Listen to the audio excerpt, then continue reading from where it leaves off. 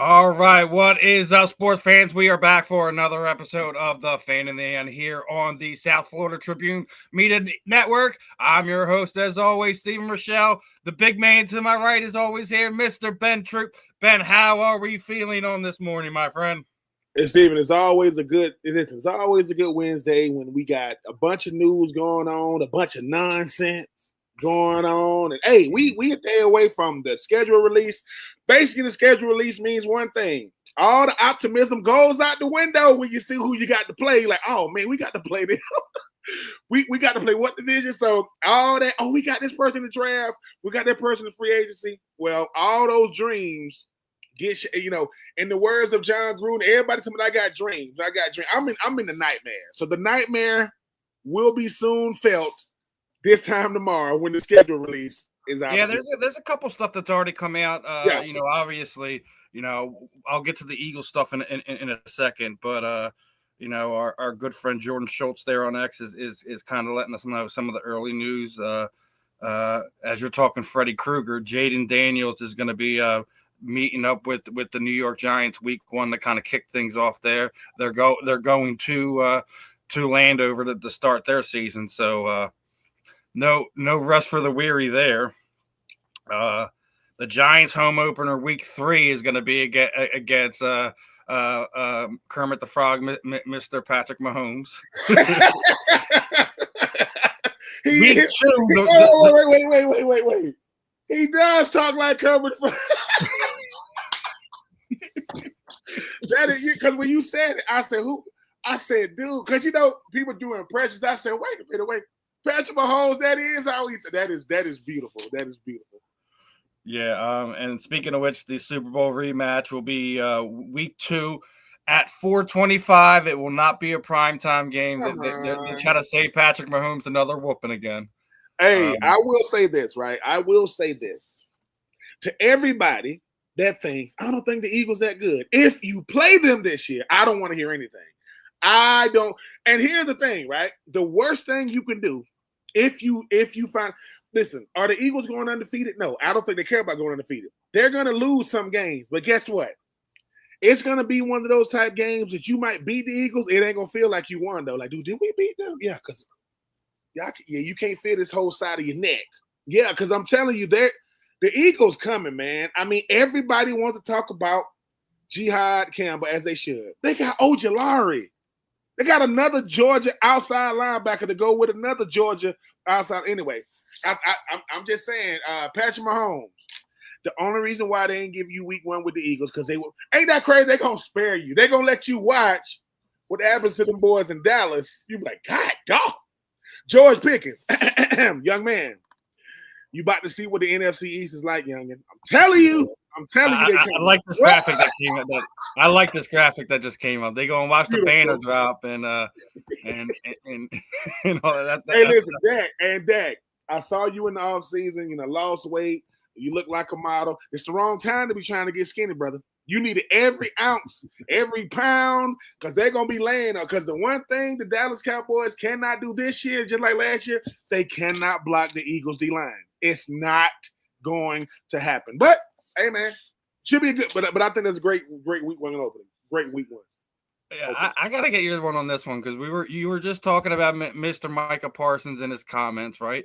He literally said Jerry Jones is the best GM in the NFL. Whatever he's smoking down there in Texas, I need some. I need some. I need to figure out what that is to make you say something. I was about to say, you know what? I wouldn't be surprised if Michael Parsons is investing in weed dispensaries or cannabis dispensaries, because that is asinine, ascertain. Whoa. Let me tell you, Micah. This is why they don't want current players to have their own platforms. This is why, because if you got your own platform, no one can stop you. You can go and record anytime you want. But Micah, you got to know people are listening, man. Like what you say matters. But when you say, okay, if Jerry Jones is the best GM in the NFL, yeah, who's the worst?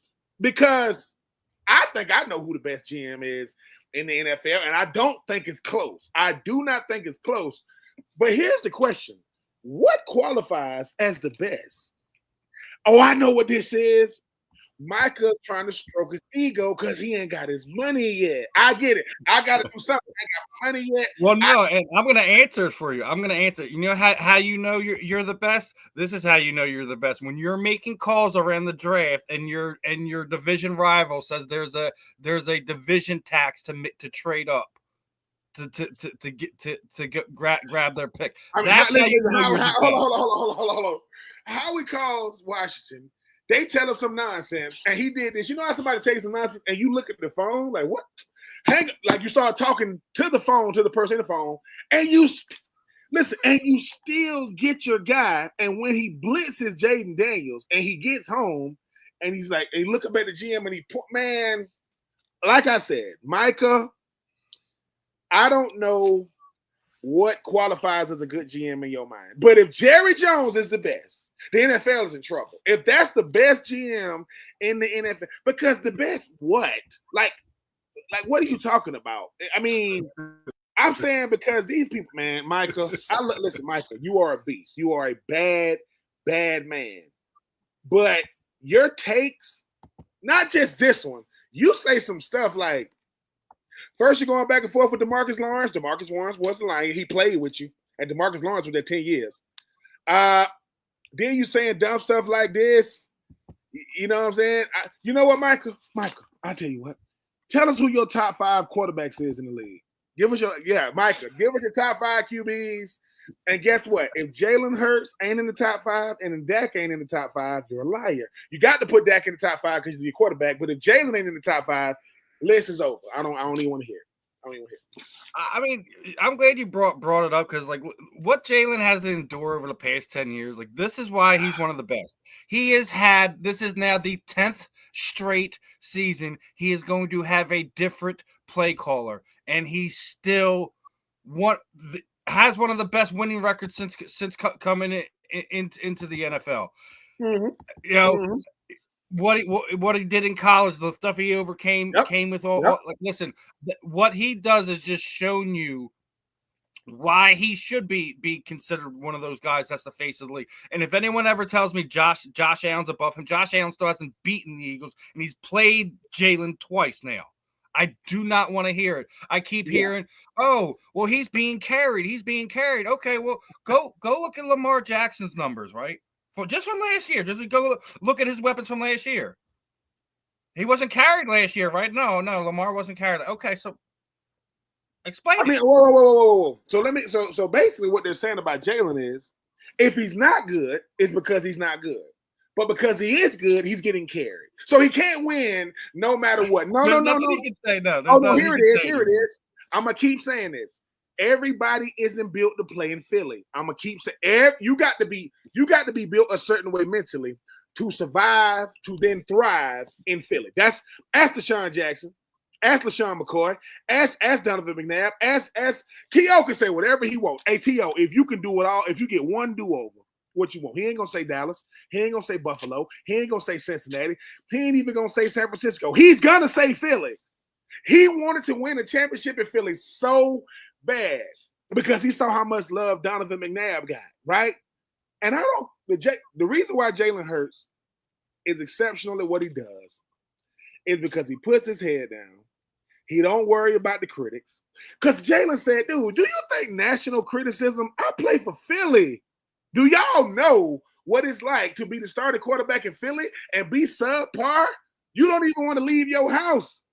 Listen, he come outside in the morning to walk his dog, and 10 of his neighbors out there say, we got something to say to you. I mean, it's Philly. So Jalen Hurts, to me, never cared about a list. He went 26-2 in college and got benched. 26-2 and got benched. As for Tua to come in the second half of the national championship, Tua threw a pass on a running play. It got picked because it's a running play. Now, he had the greatest throw to Devonta Smith, right? Okay. He goes to Oklahoma. Listen, he does it. He gets benched in the national championship. Tua is the starter the next year. They go to the SEC championship. Tua's stinking up the joint. Jalen comes in, beats Georgia in the SEC championship game. Then he leaves. Tua comes back for the Natty, and they get beat up by Trevor Lawrence at Clemson. He then goes over to Lincoln Riley. Jalen Hurts was also the Heisman runner-up. For people who don't know that, he was the Heisman runner-up his last year in college, who didn't go second round. You know why Carson Wentz had to leave? People thought it was Nick Foles. No, it was Jalen. Jalen is the reason Carson Wentz had to leave. So think about this. The backup is the reason the backup won the Super Bowl with Carson. And the second backup came in and you got to leave, bro. I don't know where Carson went. They said somebody spotted Carson Wentz outside of Lincoln Financial saying, hey, man, can I get in? What the hell? No, we already got a quarterback. We good. So I'm just saying, you keep disliking Jalen Hurts. And guess what?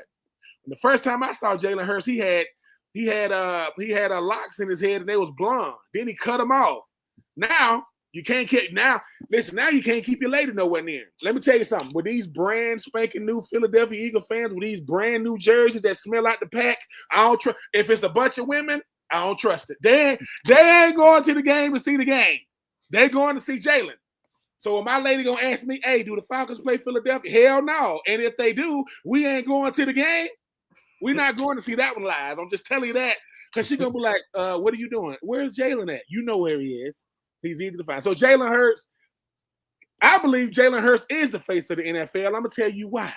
Because the face of the NFL should be based off what you've done, not being promoted, not what the fans want.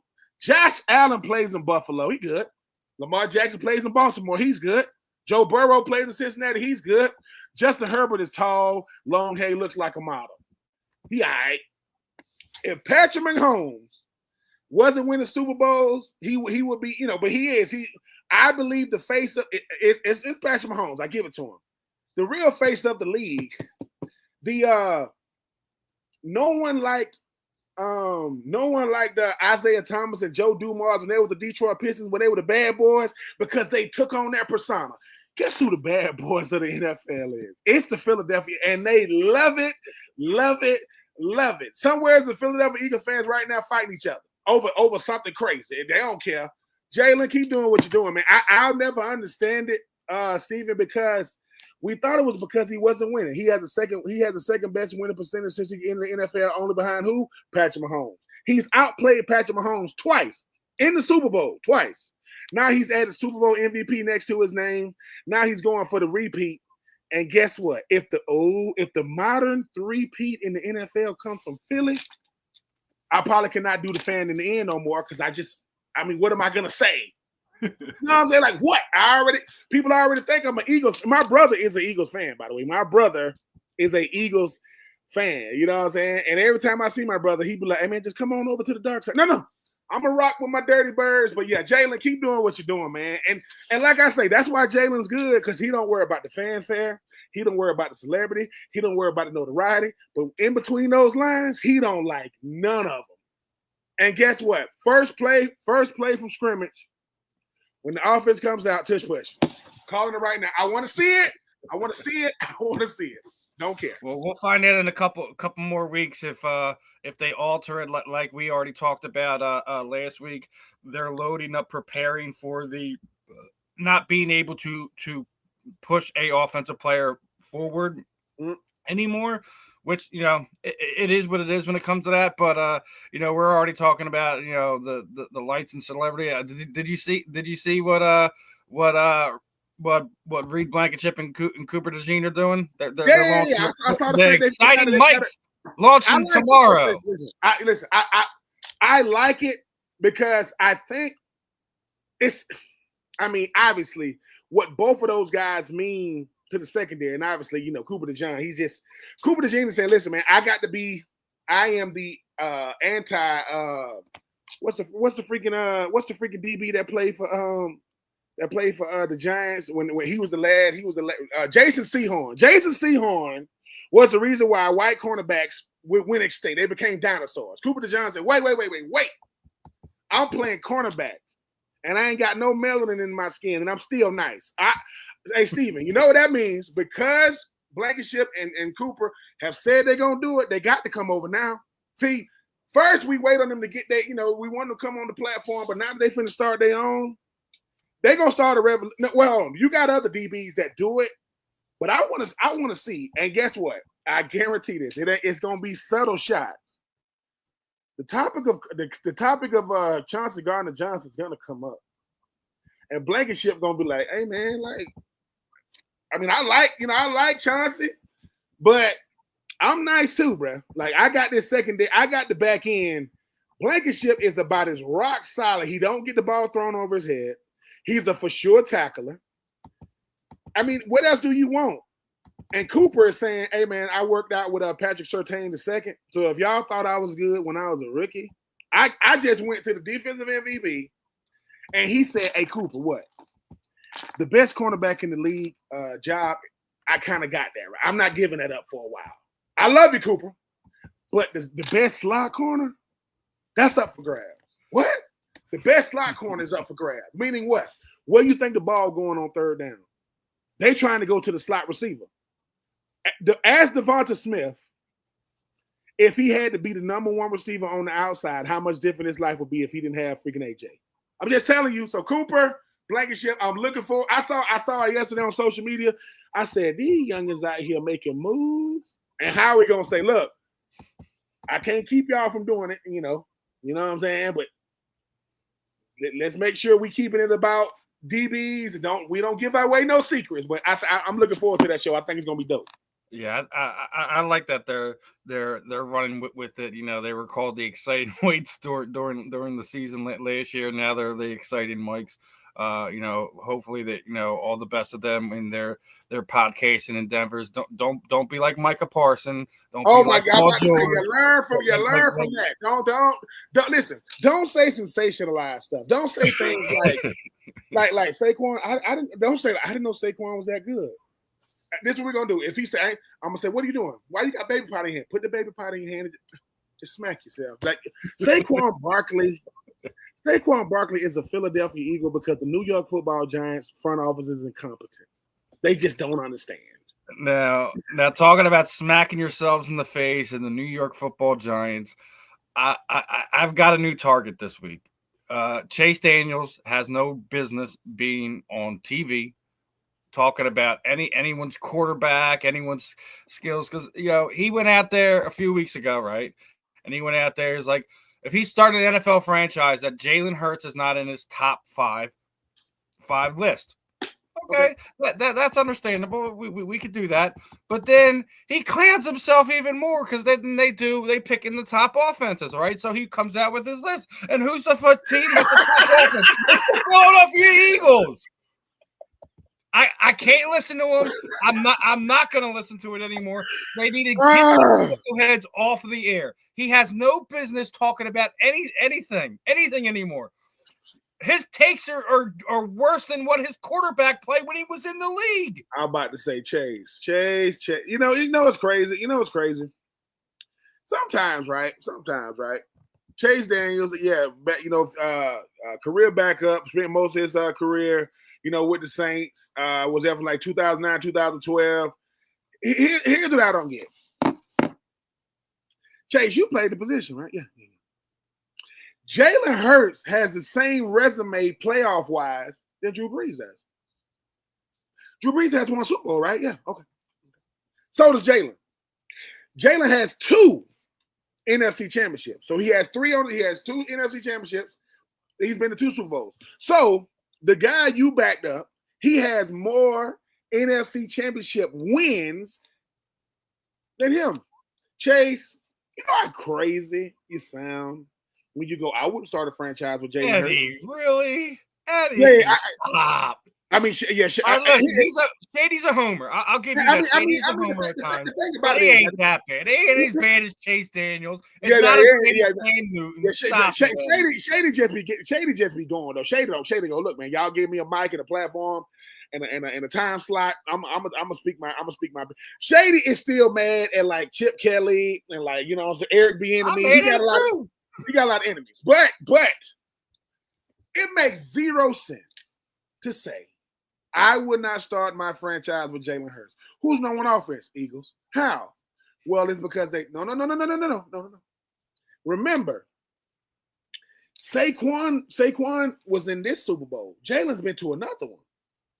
Oh, that's right, and he outplayed the same player and team. Yeah. Who was Super Bowl MVP? It was Saquon. No, it wasn't Saquon. Oh, it was AJ Brown. No, it was Jalen Carter. No, it was Jalen Hurts, which means on the biggest stage with the two best teams, who was the best player out there? Jalen. No, this is what this is.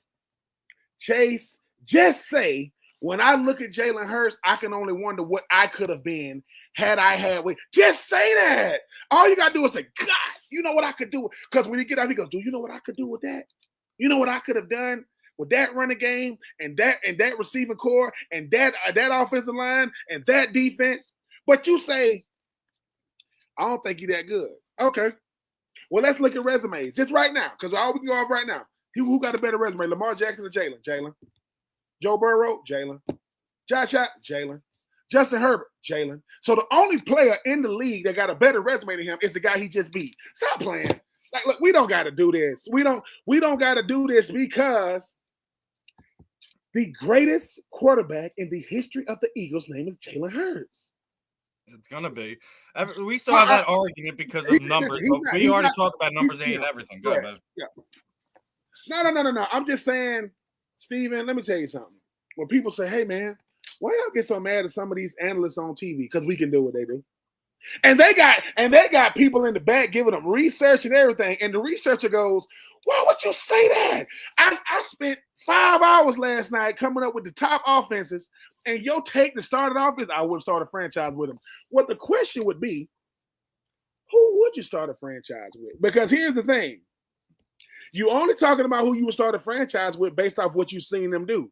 But when you get to the playoffs, what happens?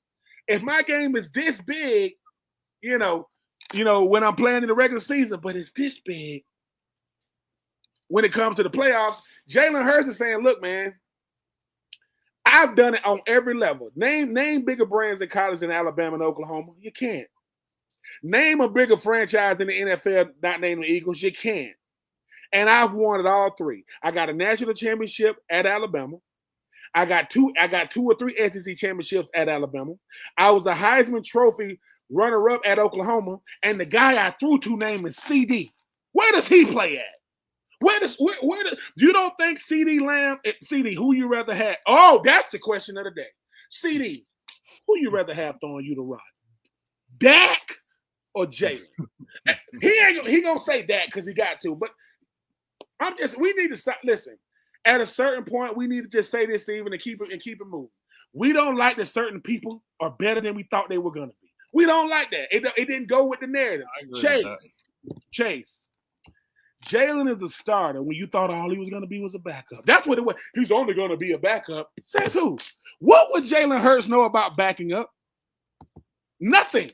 He was from Texas, went to Alabama, went to Oklahoma. Guess what? He was so good at Oklahoma, Lincoln Riley stayed at Oklahoma. That's how good he was. He didn't go to USC until he knew that Oklahoma was coming. Listen. He didn't leave Oklahoma Oklahoma came to the SEC. I don't want no part of that. I'm going to USC. So who would you start a franchise with? Caleb Williams? Justin Herbert? Stop playing. Chase, I'm gonna come on that show as a guest analyst, and I'm gonna say, man, welcome to the show. Cancel it. Let's just talk about Jalen Hurts for a second. Yeah. Why so bitter? Why so salty? What did Jalen Hurts do? Jalen Hurts represents players who you realize this. It's all about the team, the scheme, and the situation. You get the right team, right scheme, right situation, you're going to win super dupers. Because what you're going to say if he hits if he gets back-to-back, which they the front runner to do it, and then he does the unthinkable, the 3P.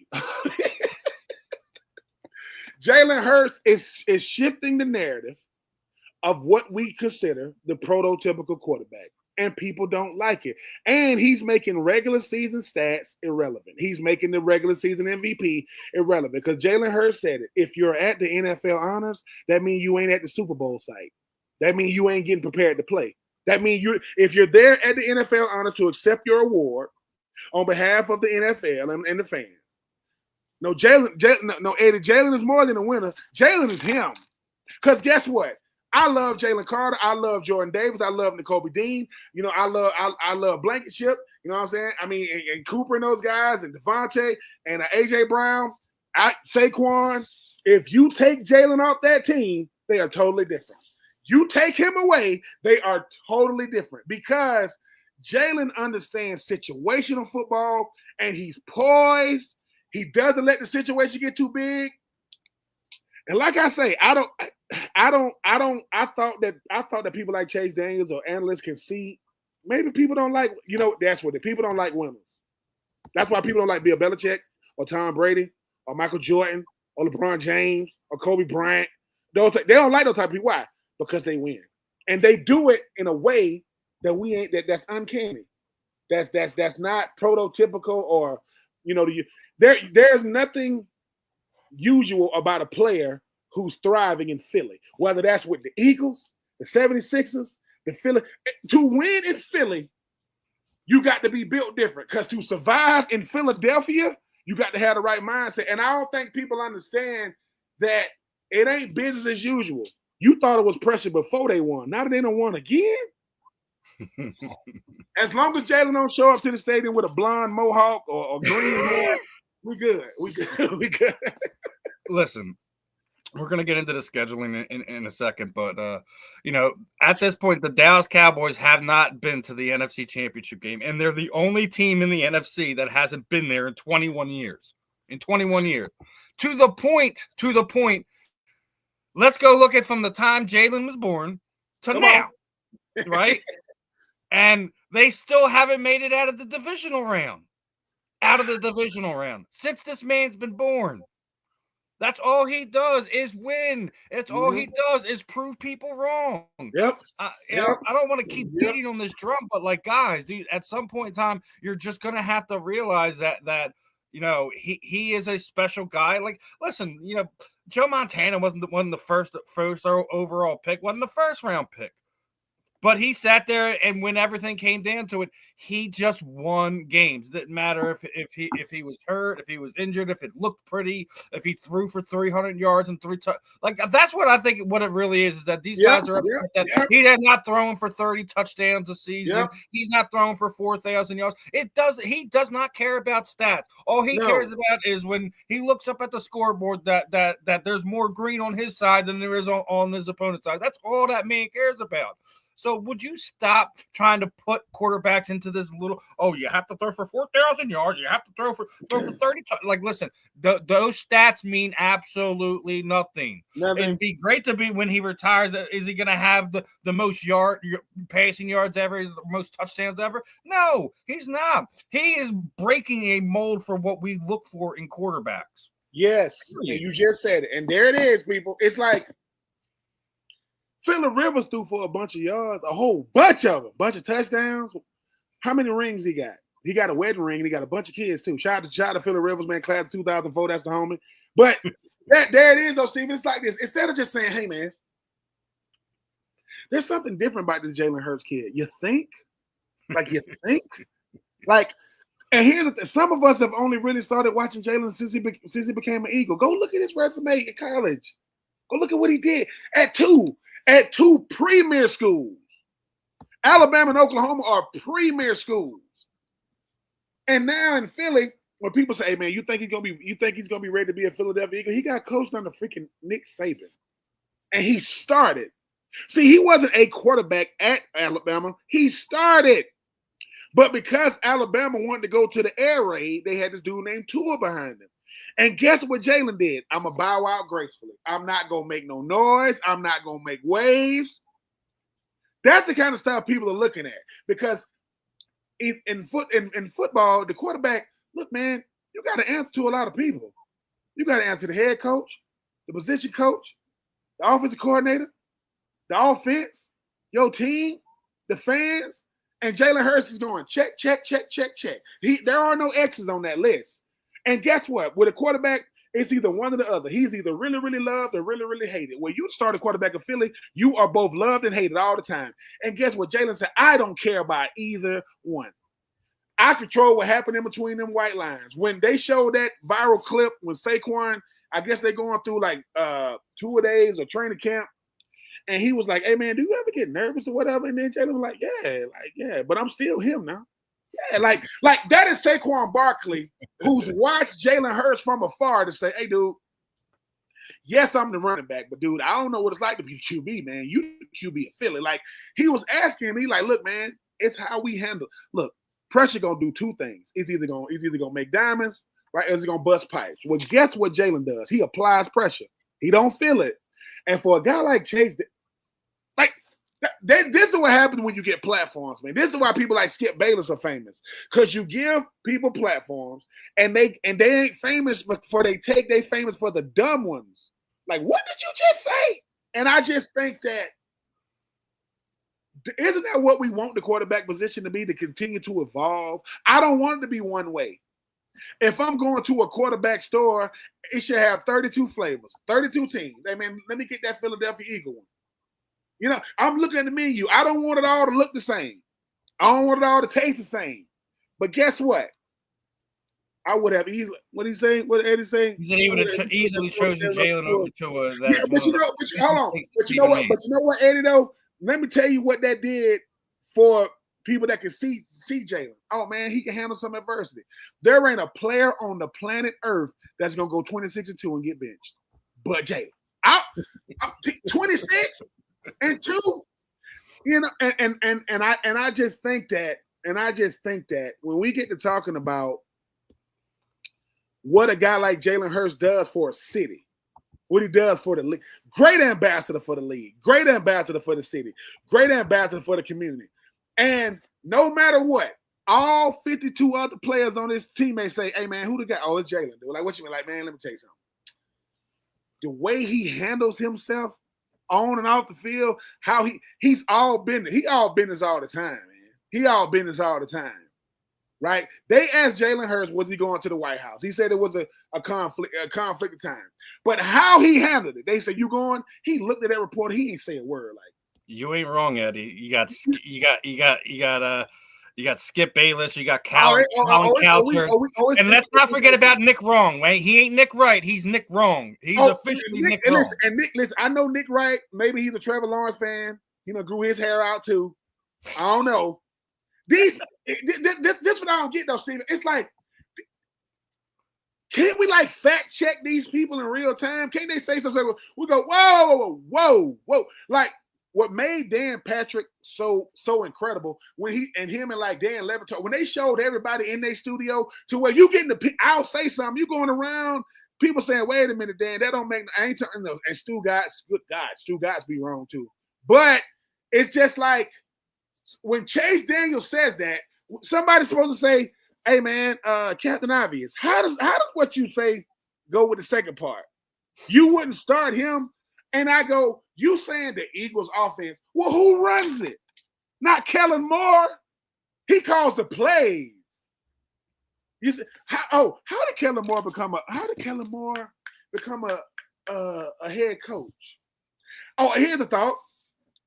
How did Liam Cohen become a head coach? He was the offensive coordinator for the Tampa Bay Bucks. He was coaching Baker Mayfield. How did Coach Canales for the Panthers become? He was coaching. How did Kellen Moore become one? Oh, he was coaching. Chase Daniels say, "Oh, he was the offensive coordinator for the Eagles." Okay, who ran that offense? Well, they had Saquon Barkley. No, not who ran the ball. Who ran that offense? Jalen Hurts. Oh, so Kellen Moore was the offensive coordinator when they went the first time. No, he was. Oh, so he had another offensive coordinator when they went the first time. Listen, the greatest thing about Jalen Hurts is two things, right? The ability to adjust, ability to adapt. That's why he's great. Adaptability and adjusting. That's what defines greatness in life. You know why Chase Daniels is in the booth? Yeah, they got tired of paying him money to be a backup. I'm not gonna pay you $1 more to back up. Oh, I'm sorry. Wait a minute.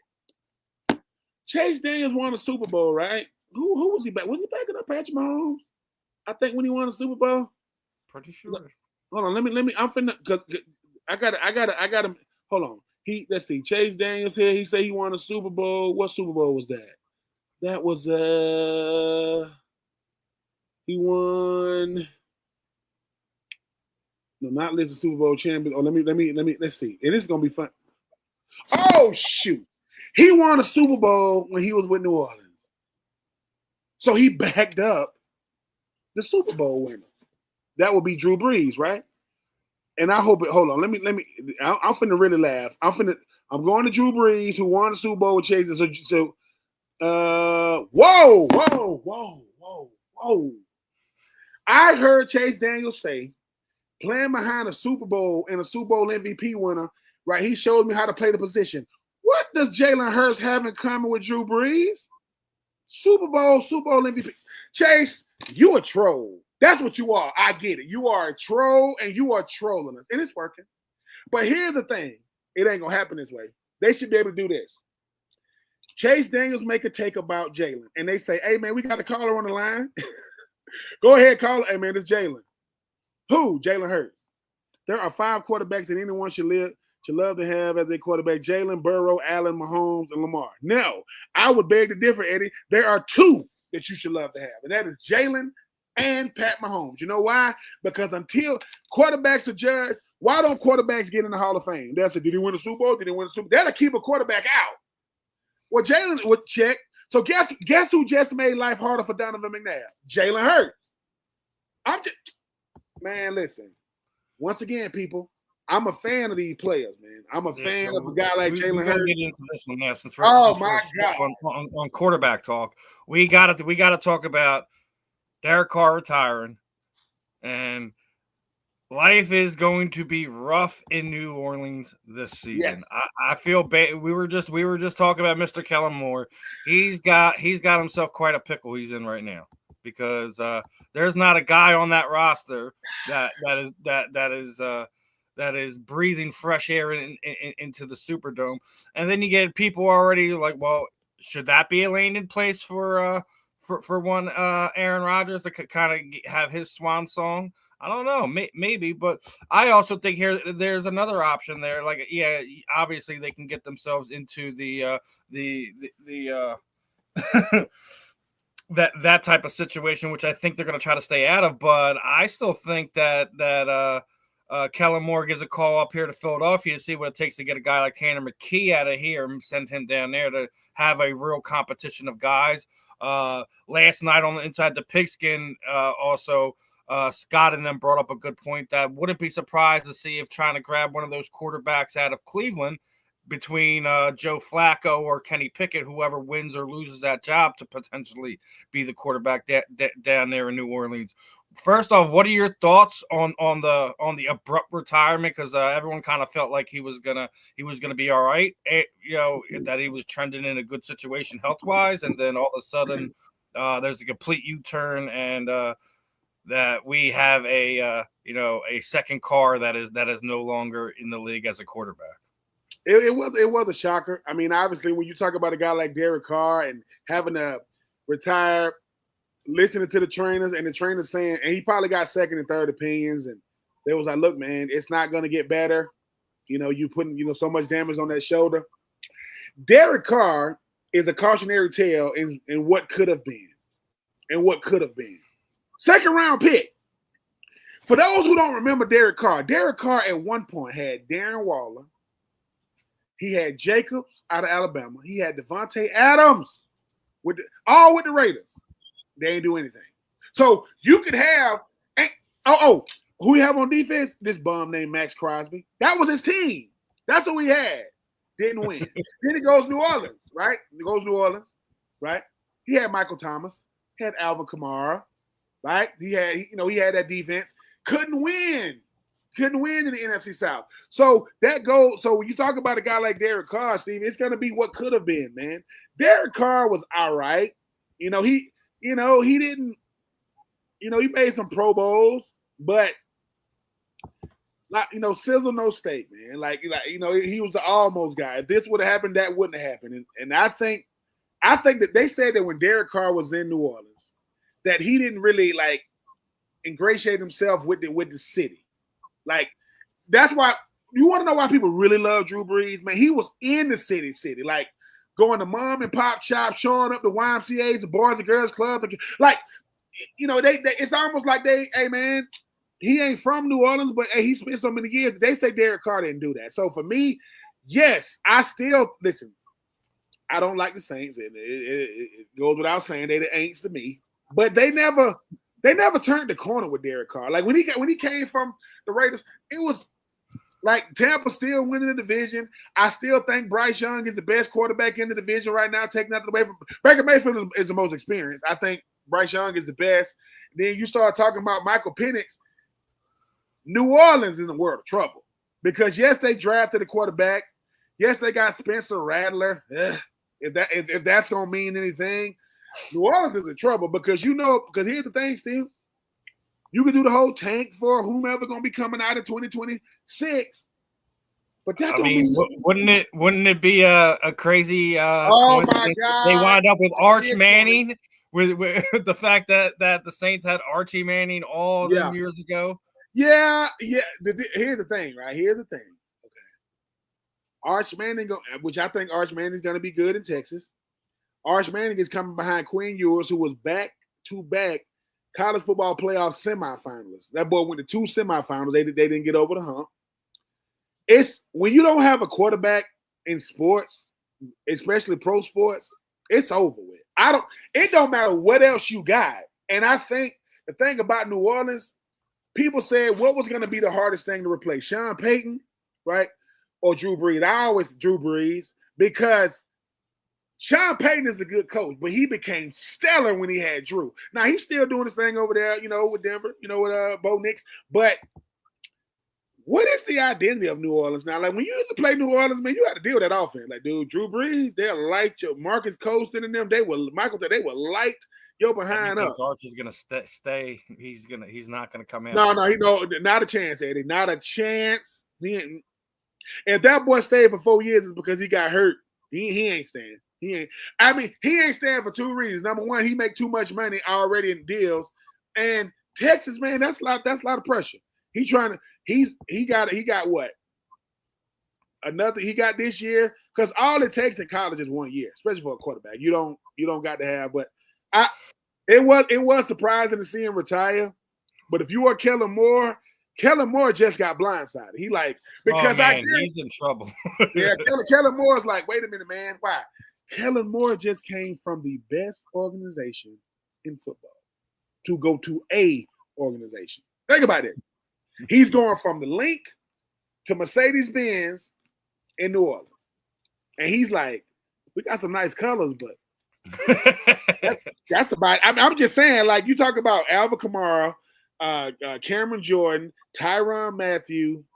I mean, you're not even gonna be competing in the NFC South that has Michael Penix going into year 2, Bryce Young going into year 3, and I think Baker Mayfield might be 30 years old. Hey man, listen, you got to up and pay, and you get to call all the practices. But outside of that, it's going to be a long 2025 for the New Orleans Saints and one Kellen Moore.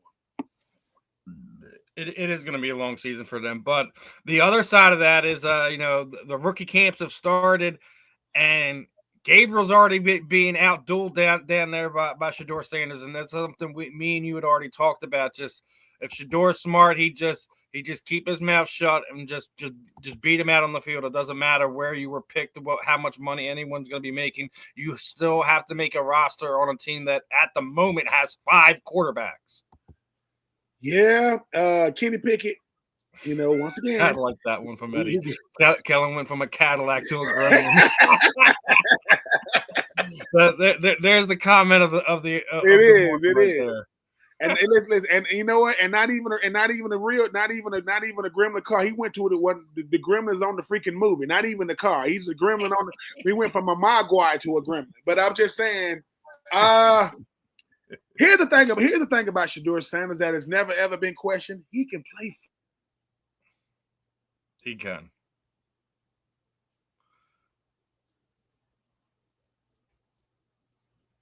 How good of. Am I there? You got me?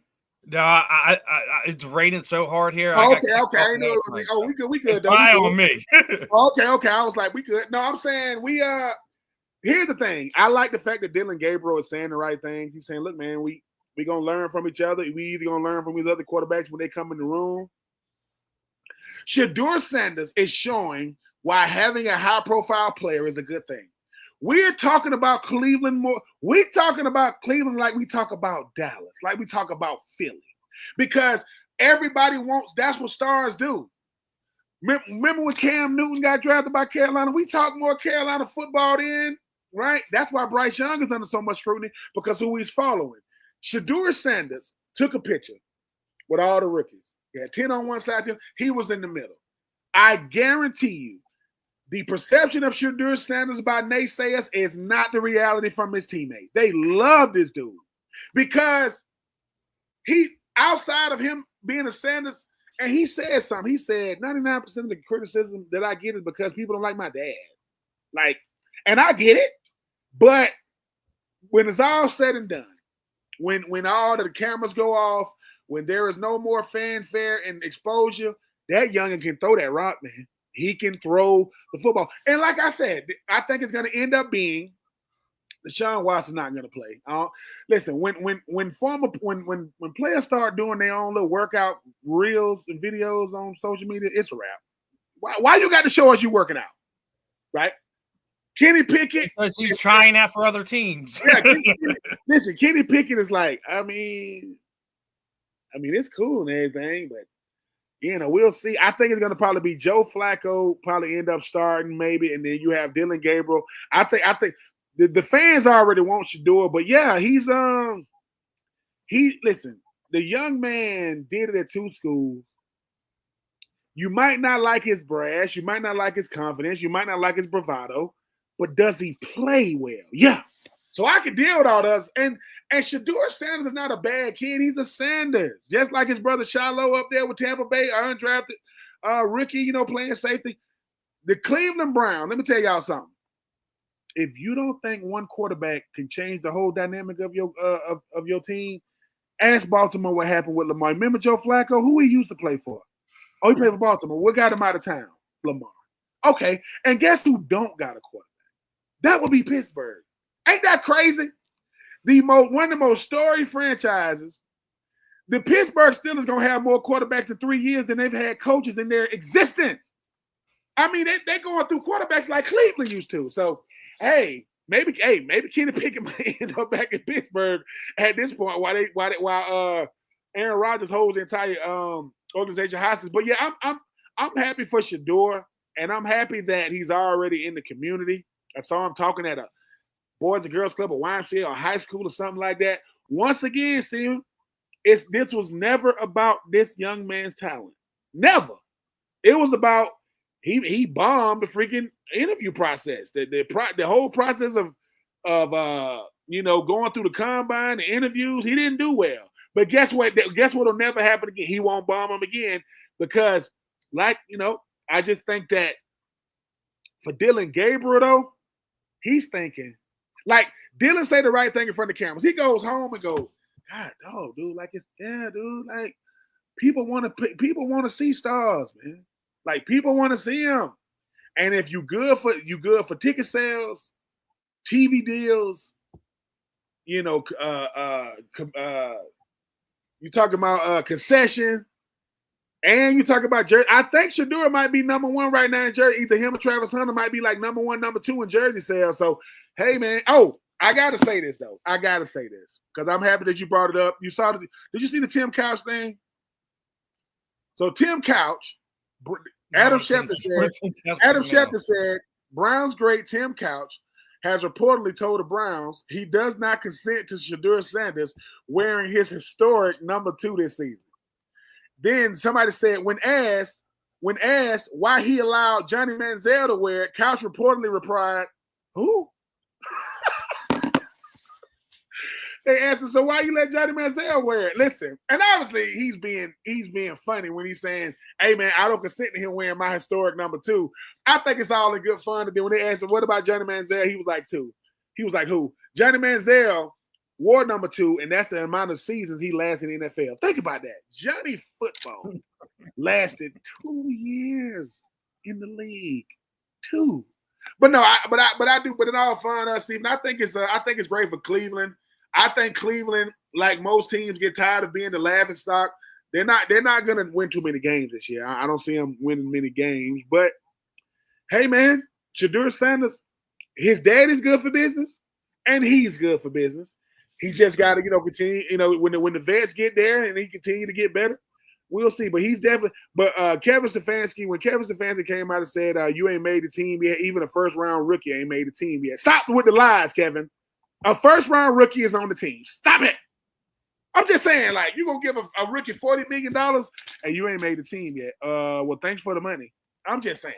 But, shout out to the Browns, though, man. They got some good publicity. Shout out to them. Yeah, but speaking of publicity, we gotta talk about this. Me and you were talking about it before we got on the air. The NFL did away with a program I thought was kind of helpful for some of the minority coaches and front office people that the NFL's doing away with the accelerator program, which for people who don't know, it was basically a program where diverse up and coming coaches and things of that nature can get in front of owners, team reps, things of that nature, to kind of let themselves be known, like, hey, this is who I am. This is my body of work. So they have a chance to kind of be seen in the way they need to. Because like we all know how it is in the NFL. It's basically who you know and what you know, to kind of get your chance to get the opportunities that we've already seen what's happened with with a lot of the coaching changes over the. I mean, we got how many former NFL coaches that are coordinators just this past season is insane. So I'm not sure why they did away with the program. I hope they replace it with something different. What are your thoughts on this one, man? Because as we're getting back to the rule changes are about to kind of be implemented and things of that nature, and then you see a program like this get nixed. I knew that something was coming down the pike when you talk about something like the NFL Accelerator program. But what I don't like about it is what it implies. It implies that minority coaches, women in sports can't get opportunities without a program. No. Maybe the Accelerator program was never needed, right? And you just supposed to go off of merit, go off experience, go off of who can do it. Because here's my thing, right? If we're talking about the goal is to have the best, most qualified, most experienced doing the job, right? Well, that eliminates color, that eliminates race, that eliminates gender, right? Of course. But when you put programs in like that, Stephen, it makes you think, well, they're only there because of it. No, the Accelerator program gave people opportunities to be seen in what they're doing, in how they do it. Because if I'm one of the best doing it, it shouldn't matter, right? If my name is Kirk or Katie, you know what I'm saying? Trent or Tyrone, it shouldn't matter. And I think the thing about the league is this. Yes, I get we live in a culture right now that DEI is frowned upon, right? Get rid of DEI programs. Get rid of anything that sounds. But let me tell you what you're doing when you do that. The opposite of diversity, right, is unity, right? Uniformity. You want everybody to look the same, be the same, right? The opposite of equity is inequity. So you want people to be inequity. And the opposite of inclusion is exclusion. That's what, and the thing is, sports, food, music, entertainment, they're equalizers. They bring us together. And once we get to the point, listen, I didn't say Owen Daniels, a former white quarterback. No, he's Owen Daniels. He just happens to be a white quarterback saying dumb stuff about a quarterback who just happens to be black. That's it. It would be dumb no matter who said it. But what happens is, unfortunately, when you take away programs, when you take it away, what are you replacing it with? Don't give me it'll be back soon. That's not a date. Don't bring back something that we've already done. Bring back something that includes people, that shows we are diverse people, right? We are. I mean, think about it, Stephen. If we all ate at the same restaurant and they said, and the menu read breakfast, lunch, and dinner, it don't got no menus. It don't got no menu items. Breakfast, lunch, and dinner, and you have to order it and wait till it come to your table. What the hell? No, we need to have variety. So hopefully the NFL understands if you're trying to grow the game globally, which they're doing, you ask yourself, what was going on when you didn't have an NFL Accelerator program? Who wasn't getting looked at?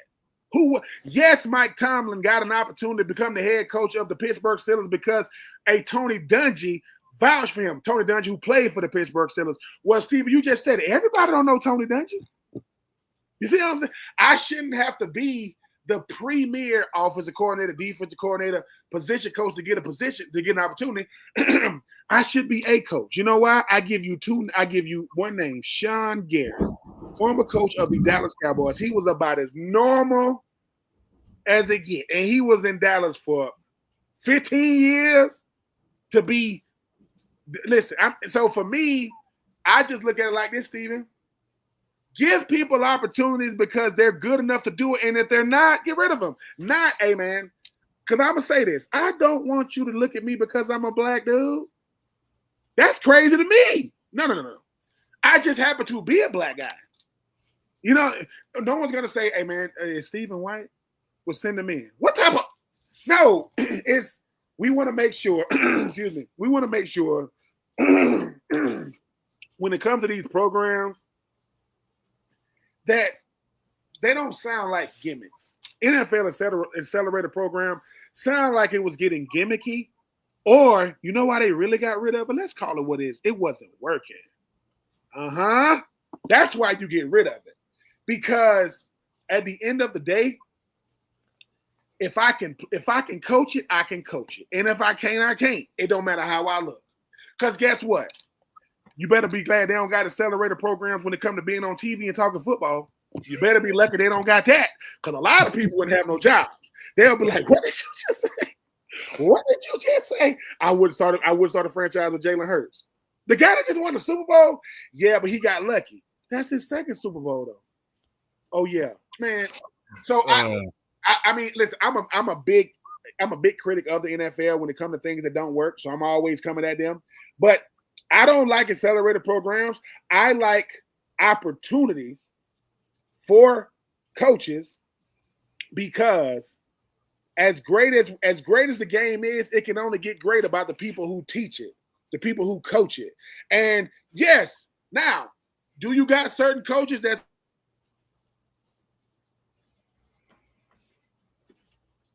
probably good? And so you know, we'll you know, I don't know. It's the league though, Steve, and I just hope that if they do, whenever it does come back, I tell you what, take people who benefited from the accelerator program and let them tell the league what works and what doesn't work. Stop letting people who come up with the program who don't have nothing. If I don't benefit from, listen, man, you know, at the end of the day, ask Steven, a Philadelphia Eagles fan, why he likes being a fan, what he loves about it, not a person that watches the Eagles saying, I don't think the Eagles organization that good. Sir, who do you root for? Oh, I'm a Dallas Cowboy. What? That's like when Emmitt Smith says, I'm getting tired of hearing go Birds, go Birds. And when you say we had to listen to them boys, we listen to them boys now. I don't know why we listen. I don't know why they screaming to the, you know, them boys sound like a rock band that can't get booked. Well, let's get into some of the schedule release. Obviously, week 1, opening game, Lincoln Financial Field, Dallas Cowboys, Philadelphia Eagles are going to be kicking the league year off.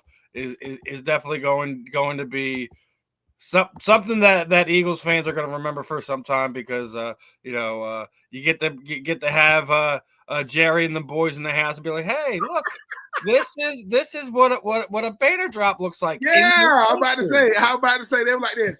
I mean, I get this. They're gonna have a close up on Dak. They're gonna have a close up on Micah. They're gonna have a close up on CD. They're gonna have a close up on Stephen Jones and Jerry Jones, looking up saying, "Dang, man, Daddy, you remember that?" That's what that looks like. Yeah, you remember that, Daddy?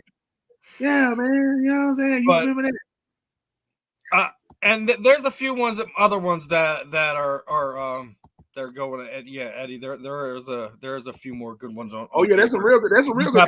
Bo Nix is going to be welcoming Cam Ward to the NFL. They're going to be kicking everything off week 1 as well. You have the Bears and Vikings are going to be on Monday Night Football. So let's get right to it. I'm about to say I like divisional games week 1. Let's get straight to the business. Let's go straight to it. Don't the Chargers play Kansas City?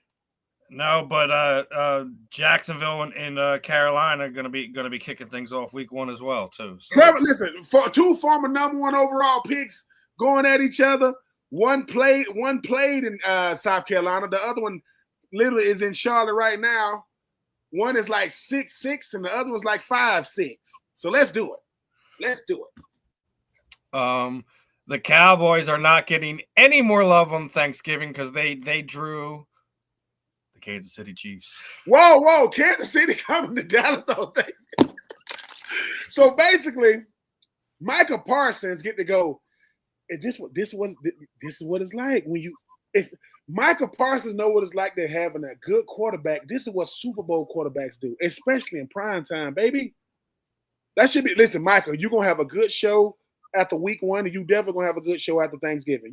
Don't worry though. The only turkey leg you're gonna be eating is the one at your house. You will not be getting a turkey leg after Thanksgiving. Listen, I love when the schedule comes out. Like as you were sitting there saying, all the talk goes away. We know the dates, yeah. We know who now. Listen, Michael's bad. When I was in the league, Steven, and the schedule release ain't like it now. The schedule release is a big thing. Mm-hmm. We used to get the schedule and go, God dang. Well, I played back when Peyton Manning was him, like Peyton Manning, Dallas Clark, Joseph Adai, Reggie Wayne, Marvin Harrison. They used to F us up. Ain't nothing we could do it. We had to kick a 60-yard field goal to beat them one time. Rob Baronas, may he rest in peace. But yeah, this is when all the optimism goes out the window because you're going through saying win, loss. And when you're looking at your team, it's going to be more wins than losses. But I like the fact that Dallas, first game of the year, Dallas, listen, y'all good for ratings now. Y'all great for business. Great. Outstanding. But Philadelphia is great for the viewing public because they win games and they win games consistently. And think about this. And if Dallas hasn't realized it yet, if you're a part of the NFL kickoff and you're going up against the Super Bowl champion, they got you there to lose now. You're not there to win. I know Detroit beat Kansas City like some years back to start the season. Who won the Super Bowl that year? Kansas City. So all I'm saying is, Dallas, they got y'all there because some of y'all have seen these banners. And y'all have never seen one fall from the Raptors. You never seen one. So they're gonna say, give it up for you know what I'm saying? and George Pickens. If you want smoke, you're gonna have all you want for that Philadelphia. That stuff you did in Pittsburgh. Oh, they watching you on tape. And they saying, I want George. I want that. Michael should get his against Kansas City Chiefs. O-line lost their best offensive. No, Michael been getting his. Eddie, it ain't leading no win. He been getting his. He one of the best players in the league. Except when he plays in Philly. I guess when he plays against Philly because he gets Lane Johnson and he don't want none of that smoke. Then when he gets on the other side, right? He's got Jordan Mailata, so it don't matter. I mean, and Jordan Mailata be laughing at people. He's laughing at people while he's blocking them. Like, and he can sing. Yeah, you know I love I love his Jordan's mindset. Like some of the some of the mic'd up moments you hear him like the NFC Championship game. He's dropping lines from Batman and Bane. Hey man, I love, listen when an O lineman is joking with you, because these are professional athletes he's going up against. These are grown men who are getting paid to play football. And he was like, so I thought it would break first. I thought it's like, and he's doing the accent. I just think when it comes to football, you play so many games, and if you ain't having fun, Lane Johnson is so good at football, we forget he's out there. Cause ain't nothing happening over there, like nothing. Lane is just. I mean, think about that. Lane Johnson runs on the field, and whoever's in front of him, you're eliminated. That's it. And Lane is so good. They showed what he does in a week. Yeah, I'm gonna go in the lift right now. I'm gonna go. You know, I'm sleeping. Did you see some of the different Eagles? Their off season workouts. You already got They already had Lane doing his deadlift squats, and Saquon's doing almost 600 pounds on his deadlift squats. Like I said, I don't think it matters what's going to happen with the tush push. Them guys are going to be ready to blow through whoever they need to when it comes down to it. But you just said though, Steven, you know how disrespectful it is to an O lineman to think that we're only good at it because somebody's pushing our quarterback in the back. That's why you think we're good at this? Well, here's the thing. Would it matter if I push somebody in the back if the person in front of him is stalemated? He can't go nowhere. But no, the person in front of Jalen is so far, it's a 3 yards in a cloud of dust. So what you gonna say when Saquon comes up to the line and just backs? Saquon don't even move. He just said like this. Blue 42. Saquon, I'm gonna just watch. I'm gonna be an extra ref. I'm gonna sit out here to go first down because Lane, a lot of those guys, they're saying to themselves, dude. First, y'all said we was only good at it because we had Jason Kelce. Remember that? Oh, they only do it because they got the best center in football. Jason Kelce's gone. We still got the best center in football. Exactly. Mekhi Becton said, dude, when I first got there and they showed us how we really do this, listen, y'all do know they run this against Jalen Carter and them and Jordan. Yeah, they run this against their own team. And Jordan Davis and them like, hey, what? Hey, dude, it's legit. What you mean? We're in the gaps. I'm in one gap. Jalen's in another gap. We first down. And I heard they tell the O-lineman, hey, fellas, take a little bit off, though. What? Don't go full first down. Because guess what? If my quarterback can squat 700, so he got leg drive. So just say it gets pushed. He ain't getting the push. He can still push himself. Man, why are we? And just so you guys know, I want to listen. Because I got to see this again. Because I keep thinking about what Owen Daniel said, and it's getting on my nerves. Hold on. I got to see this. I got to see it. I'm looking at Josh Allen's stats, but it's rushing stats.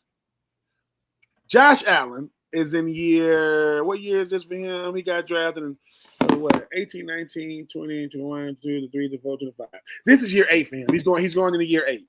I'm going to give you a stat, and it's going to blow your mind.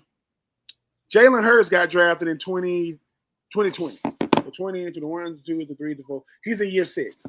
Josh Allen is going into year 8. He has 65 career touchdowns rushing. Jalen Hurts is going into year 6. He has 55. Y'all better leave this dude alone. He has 55 rushing touchdowns going into year 6, which means he's going to have 100 career touchdowns rushing. Cam Newton has the most rushing touchdowns for a quarterback with 75. That's going to get broken by either Josh Allen. Well, Josh Allen, Lamar Jackson, and Jalen Hurts. Jalen Hurts has 55.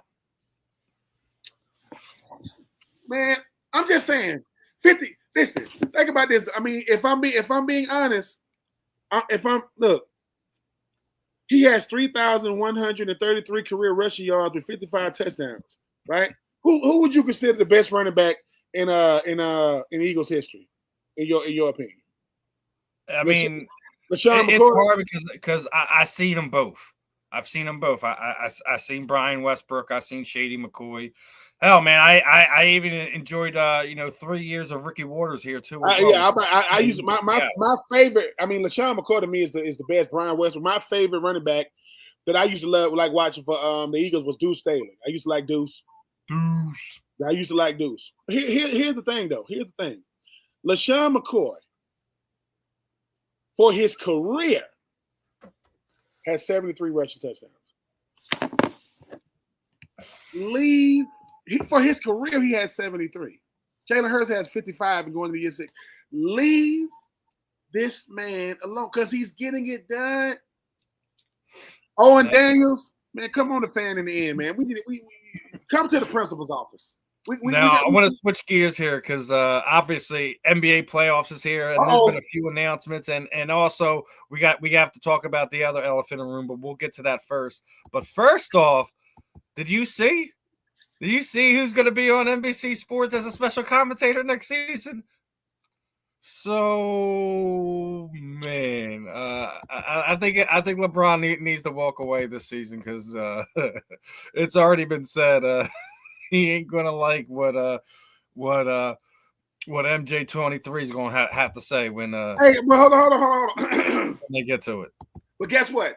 That's why LeBron's coming back. See, he probably would have left, but I will say this: that is a major flex, not just for NBC, but commentating. I give a lot of credit to Shaq and Chuck.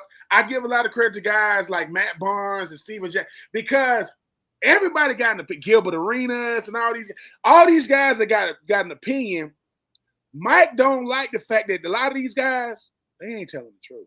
Because think about it, Steven. If I'm not there to defend myself, Mike said, you know what, man? Let me tell you what Mike gonna have to endure though. So Mike is the GOAT. We got it. You know what I'm saying?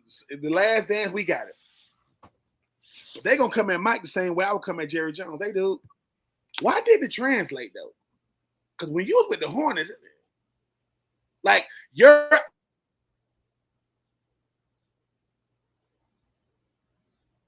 I like Mike, but I'm gonna tell you why I really think Mike going to do it.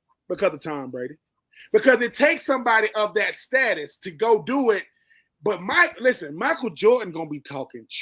He gonna be because here's the thing: whatever salary they get him, what he gonna donate to charity? It's not like Michael Jordan needs no money. He gonna, you know what I'm saying? It's. But LeBron, James Harden, Russell Westbrook. The honeymoon's over. I'm just because Mike gonna say, well, he can't do this, he can't do that. Now, can Mike get LeBron to respond? Can Mike get LeBron to have a one-on-one? He sit down with him like, so what's up? You got a problem with me? Yeah, because I wanted to be the greatest 40-year-old, and you just messed that up. Yeah, I did, and I'm coming back at 41. Just because let's call it what it is. I love Bronny, love Bron. He's padding his stats. He's trying to see how many points he can. No one's gonna catch that. 42,000. Ain't nobody want to do that. But when I saw that MJ is coming, I said, hey man. And Charles Barkley, if I'm not mistaken, I think he's going over to ESPN. I think he's going to be over there. Hey, Steven, look. You know what's crazy, though? It shows that Mike be listening. Like, because it used to be you had TNT, you had NBC, but it's so much now. Mike go, what did he say?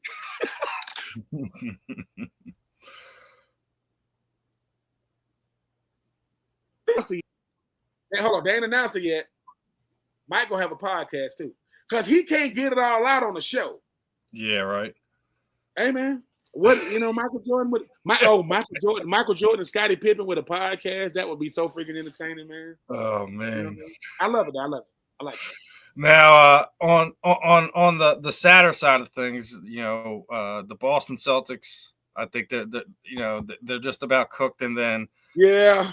Having Mr. Tatum, blow his Achilles out that way on middle of the playoffs, trying to help them get over their little they're down 3-1 now. So yeah, it's that's insurmountable, especially when you lose him. And it's not the only time, because if you look on the other side of it is the Golden State Warriors are kind of going through the same thing as Steph Curry just went down. And me and you were talking about this. It's almost like it's a time for changing of the guard. And what I actually hope for the NBA Finals as a whole is that we get one of these teams that hasn't won one in there so they can win.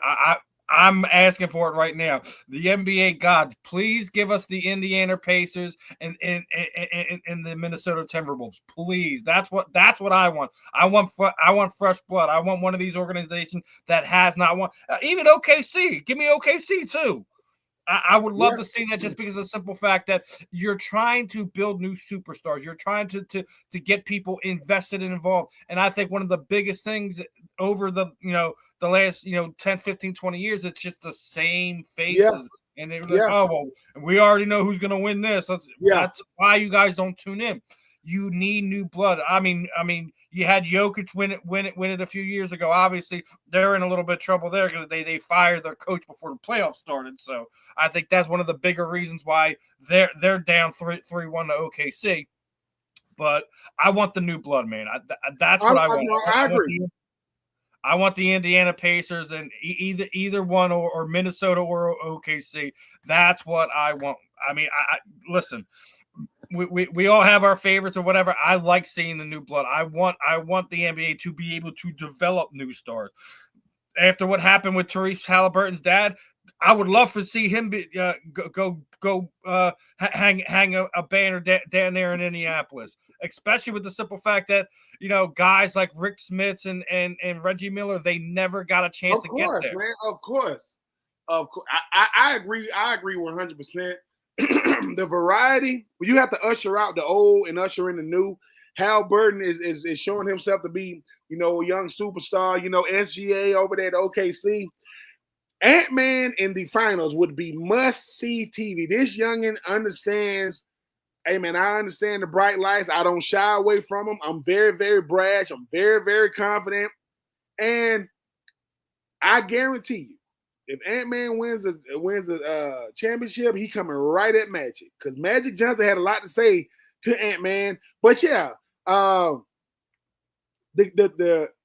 National Basketball Association has a old superstar problem. Some of the best players are very, like we talk about Steph, we talk about LeBron. I mean, you got it. You talk about James Harden, you talk about Kevin Durant. These guys was getting drafted in the early 2000s. A lot of these boys now were born in the early 2000s, and they still playing. So I do agree that the NBA, now Tatum going down hurts, because, Boston is one of the most iconic teams, Boston, the Knicks, the Lakers.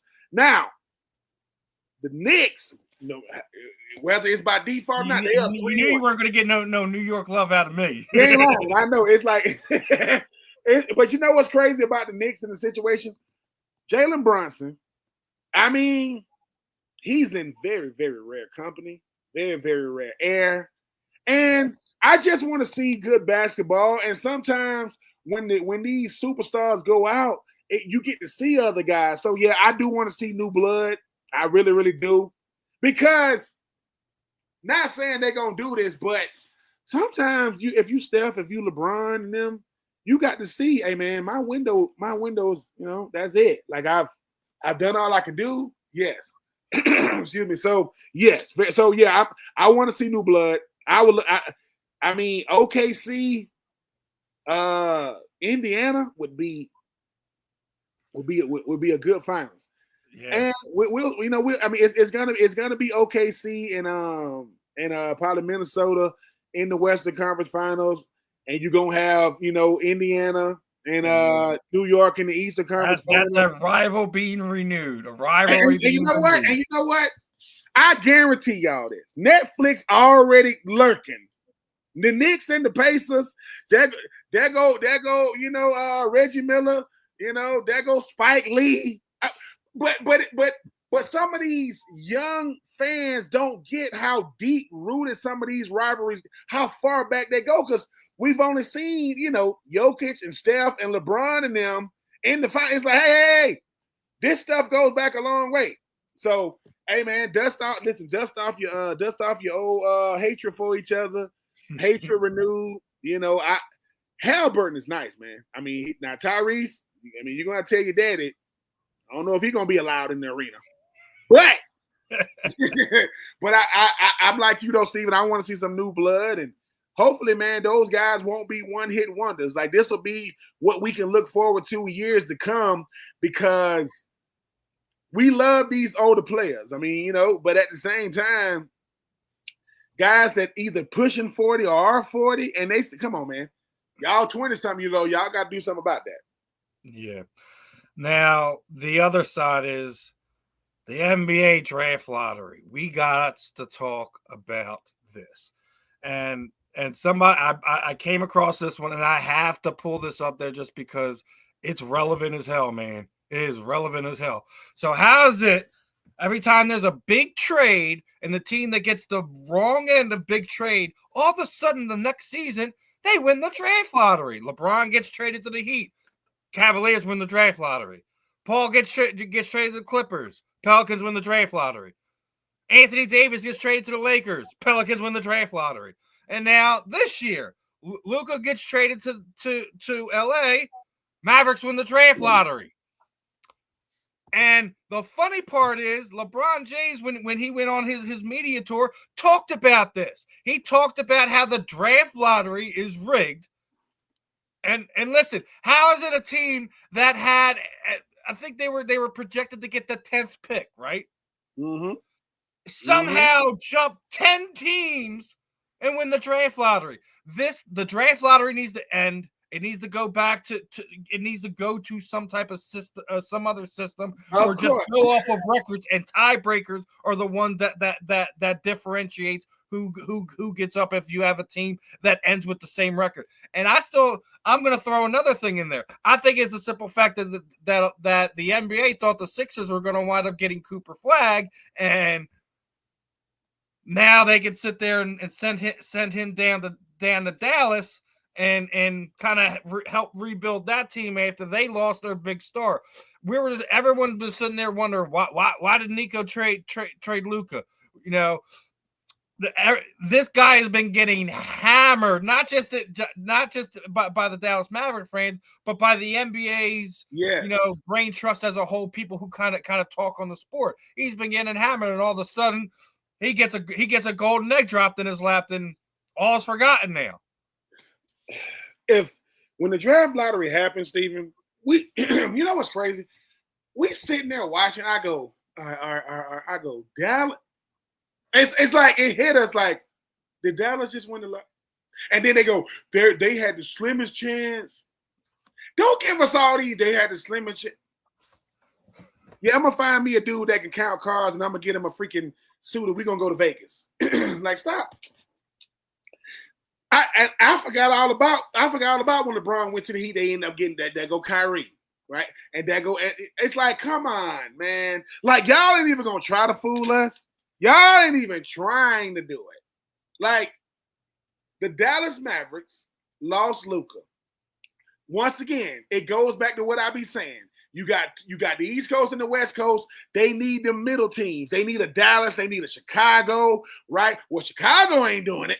Chicago ain't got no mic. So, hey, Luka, regardless of what people say, he was really, really good for ratings. People were watching him play. Cooper Flag, number 1 overall recruit, goes to freaking Duke, goes to the Final Four. All right, cool. But just get rid of the lottery then if y'all gonna do it like this. We ain't crazy. We know what we're looking. I'm like, I'm like, what? Because that's the thing. Outside of the lottery, man, are you really watching the NBA draft? No, you watch the draft lottery. You don't watch the NBA draft because you got the Giannis's of the world and the Lukas of the world coming from overseas. You know, you got this international talent. But when they said that and the draft goes to the Dallas Mavericks, they're like, what? The Dallas Mavericks, they got the number 1 overall pick. They get to go. So now you got Cooper Flag, Klay Thompson, Kyrie Irving, and Anthony Davis. Yeah. That sounds like a coincidence to me. Wow. So Kyrie goes from Luka to Cooper. Anthony Davis. Klay Thompson goes from Golden State to y'all must think we crazy. Once again, people, I'm not the sharpest knife in the drawer, but I'm in the drawer, and I'll cut you. Just telling you. You know what's crazy? So my partner, Smitty, he was like, I think the Hornets, because, you know, he's a Carolina fan, Carolina Panthers show. He's like, I think the Hornets got a shot. To do what? To be mediocre? Yeah, well, you know, he went to Duke, so, and when he called me, he said, did you see that Dallas got it? I said, no, we need to stop acting like we're surprised. People saying, so Ben, you telling me there's a correlation between when a big name superstar get traded and the number 1 pick?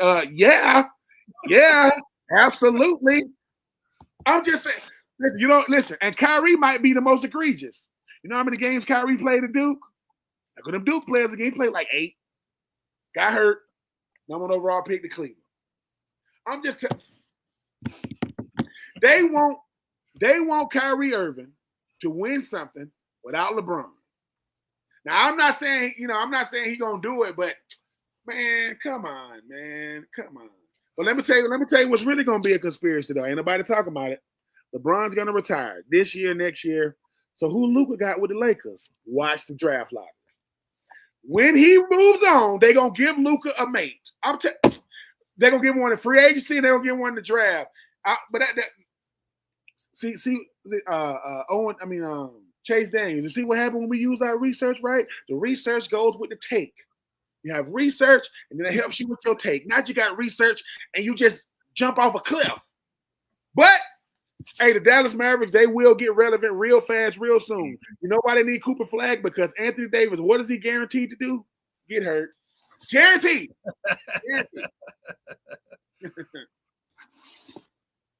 Now, the other thing is, we touched on some basketball. We got to touch on some baseball because some news came out over the last week, and we got to touch on.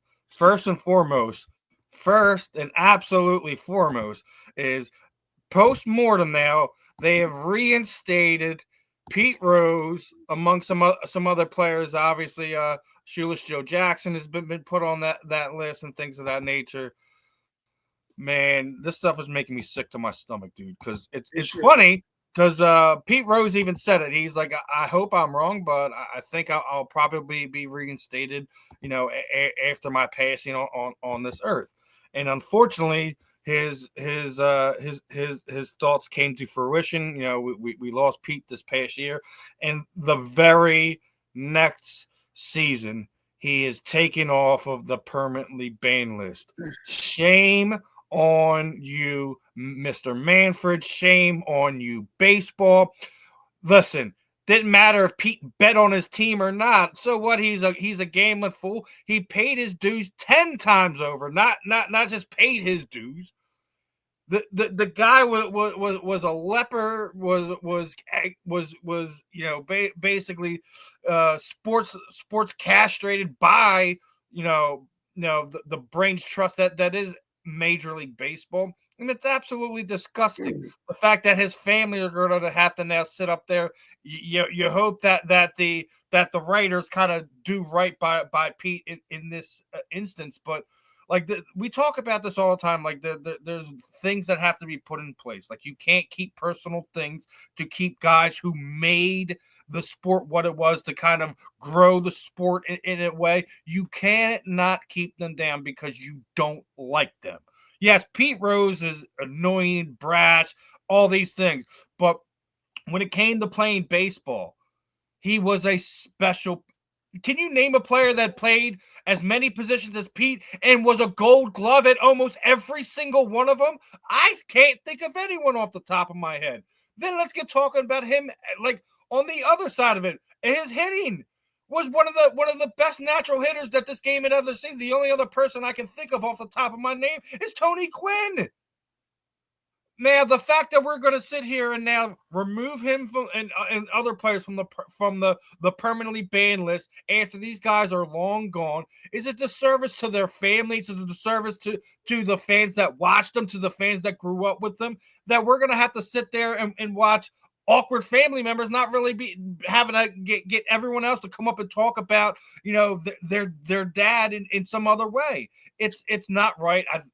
We need to do better.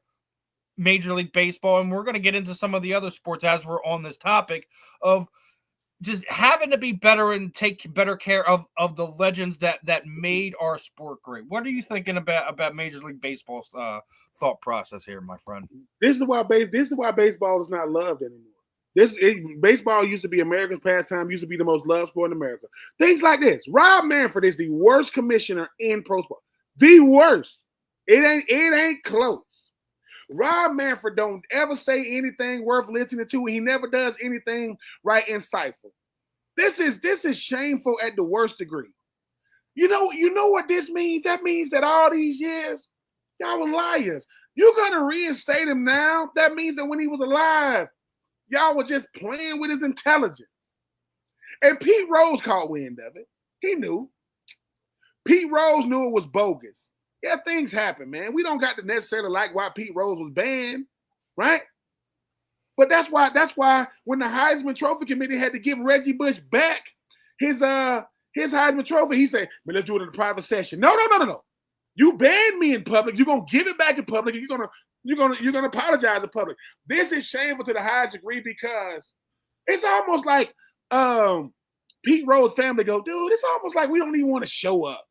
Because y'all making a mockery of my dad or my husband or my grandfather's legacy. Dude, did he do it on the diamond? Yes. He made a bad decision away from it, but did he do it out there? Yep. And one of the best to do it.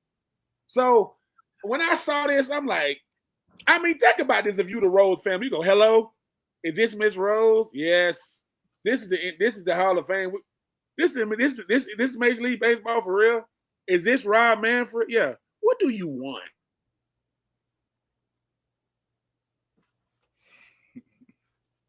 Once again, the draft lottery is nonsense.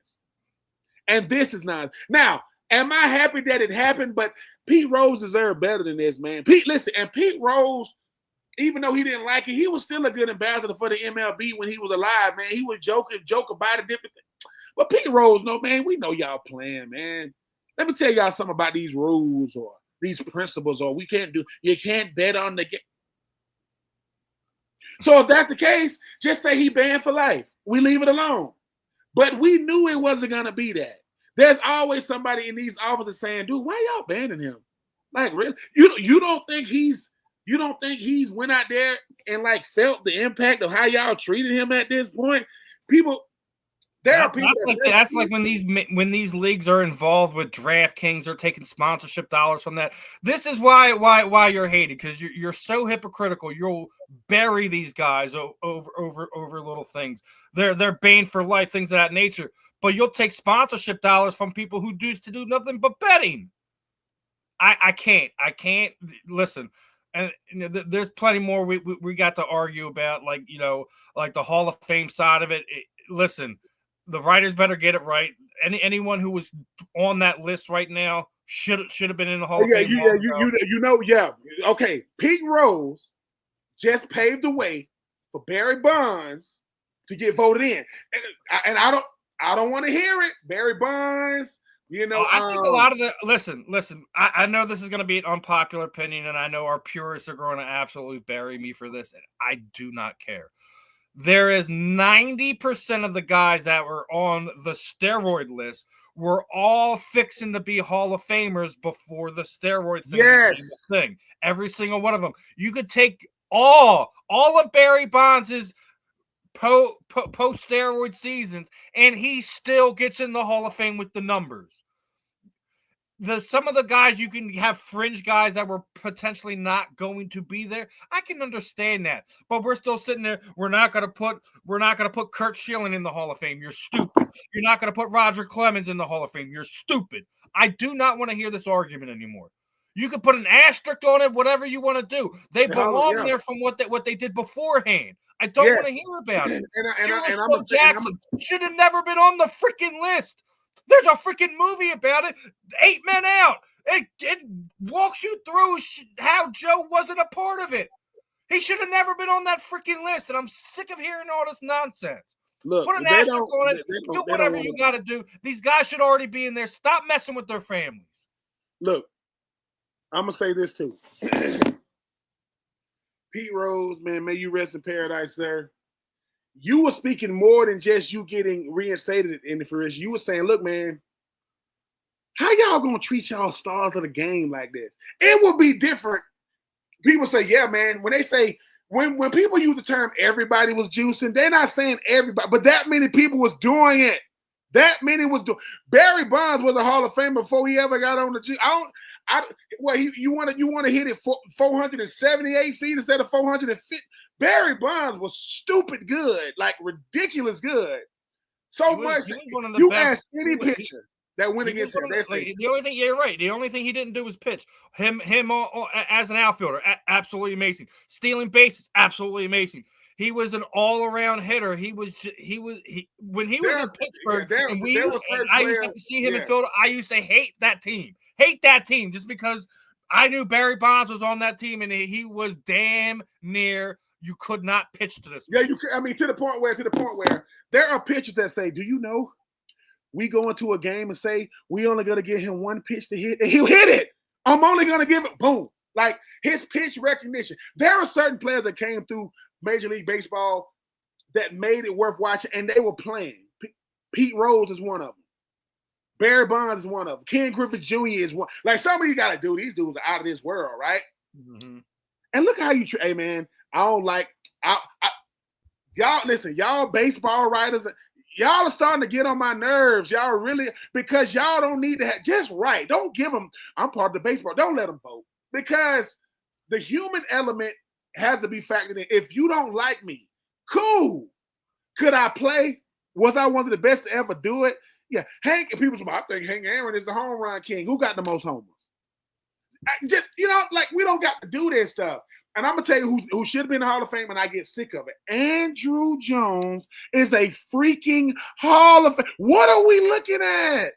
You cannot play center field like as good as that. Anyway, Pete Rose, even from the dead, sir, you have just made baseball worth watching again when it comes to certain – because these ceremonies are ridiculous. We only watching to see if Schilling, if McGuire, if Sosa, if Bonds get it. They got looked over again. Man, turn it off. I mean, it almost takes away from the ones who got in. Baseball's list of guys who should be in it is almost a book at this point in time. It's not a couple pages. It's a freaking book. Like you're just sitting there saying Andrew Jones, right here in Philadelphia, both Chase Utley and Jimmy Rollins, both of those guys should have gotten in the Hall of Fame at some point in time over the last few years. There's just a litany of lists, and then we go look at the NFL. They developed a senior committee to sit there and bring some of these guys after their eligibility because you were not smart enough to get them in there.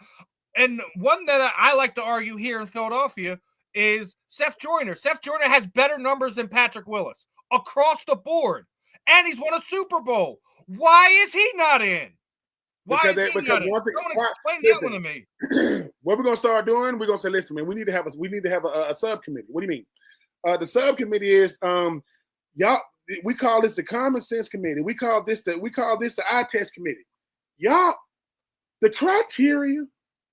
You got a bunch of people who have only written about the sport, who have only watched it, never played it little league, middle school, high school, and you're like, I don't think he's good enough. Based off of what? You've never been a scout, never been a coach. No. It can't just be about the numbers. You do that to try to invalidate people. But when that guy ain't got in because of his numbers, well, it got to be. It's like, make up your mind, people. We need to, the fans, we need to come up. Now, I'm a fan. Now, we come up with our own Hall of Fame. The greatest thing the NFL ever did was the top 100 because the players voted. Excuse me. The players voted in the top 100.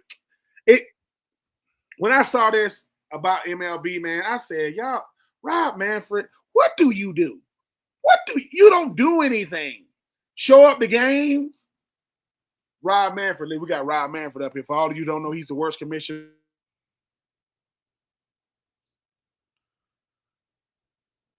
The worst.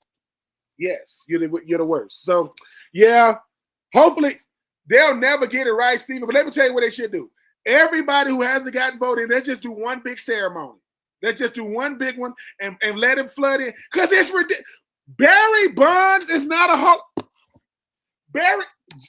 Mark, listen, that the year of Mark McGuire and Sammy Sosa, do you know how many fans they got that year? You're literally watching two guys go back and forth. Now, you don't know who the hell Sammy Sosa is these days. You don't look at his old baseball cards. You don't look at that now. But, I mean, I don't know why in pro sports we try to deny the greatest to ever do it. What do we do? Man, I ain't like it. Okay. Here's the thing. If I get busted for PEDs and I get to spend it and I get to come back, What's the pitcher name for the Milwaukee Brewers? What's his name? Braun? Pitcher? What's his name? He got suspended like twice. He got suspended. I'm not sure who their pitcher was, but hold on. Braun Brewers. Hold on. His name was Ryan Braun. Yeah, he was the outfielder. Yeah, Ryan Braun. I'm sorry. Now, so Ryan, did he get suspended for PEDs? Yeah, he definitely did. Okay, check this out. Ryan Braun gets suspended for PEDs. I remember this. He gets suspended for PEDs. He's talking trash about it, and he got suspended again. They said, dude, you got suspended again. But guess what? He got to come back and play. All I'm saying is PEDs should not be the reason why you don't get in the Hall of Fame. Betting on games should not be the reason why. Calvin really betted on games. He's going to be the starter for the Tennessee Titans. Look, people make mistakes. But guess what? It's so funny the difference between sports. Did you see that? Someone was interviewing Lane Johnson. He's like, I don't consider myself a Hall of Famer because I tested positive for steroids. This is what we were just talking about, different mentalities in different sports and things like that, and how it's viewed differently. I don't think that should disclude Lane. I just think when it comes down to like what happens on the field, how you act,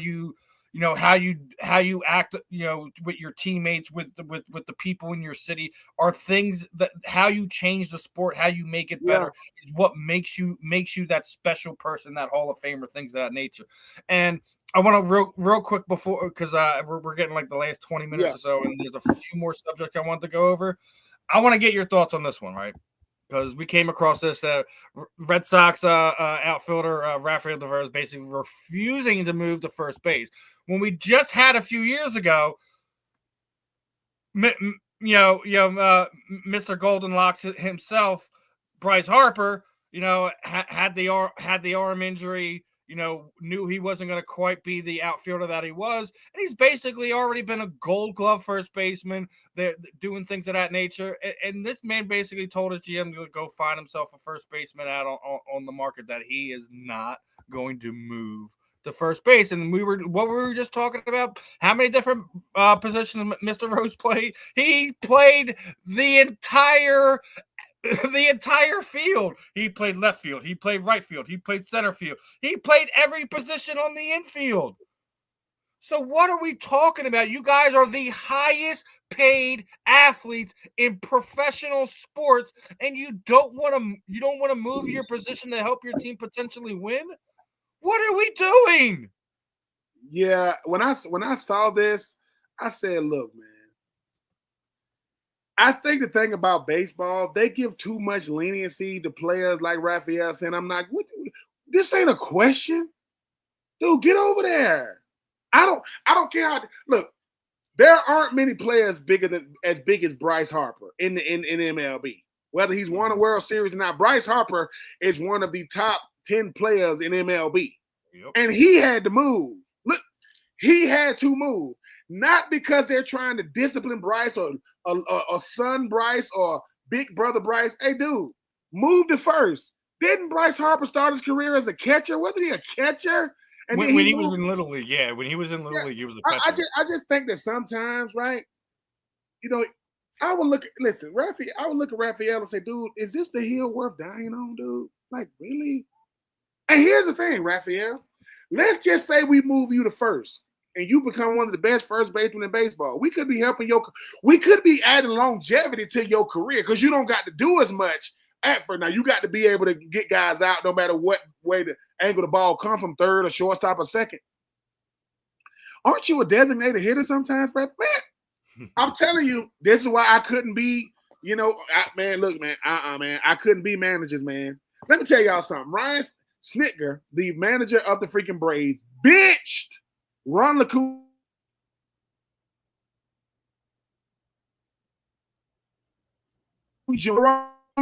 So if the Boston Red Sox have really, really changed the dynamics of their structure and standard, when you letting players decide for themselves, I'm not doing it. Are you serious? Are you?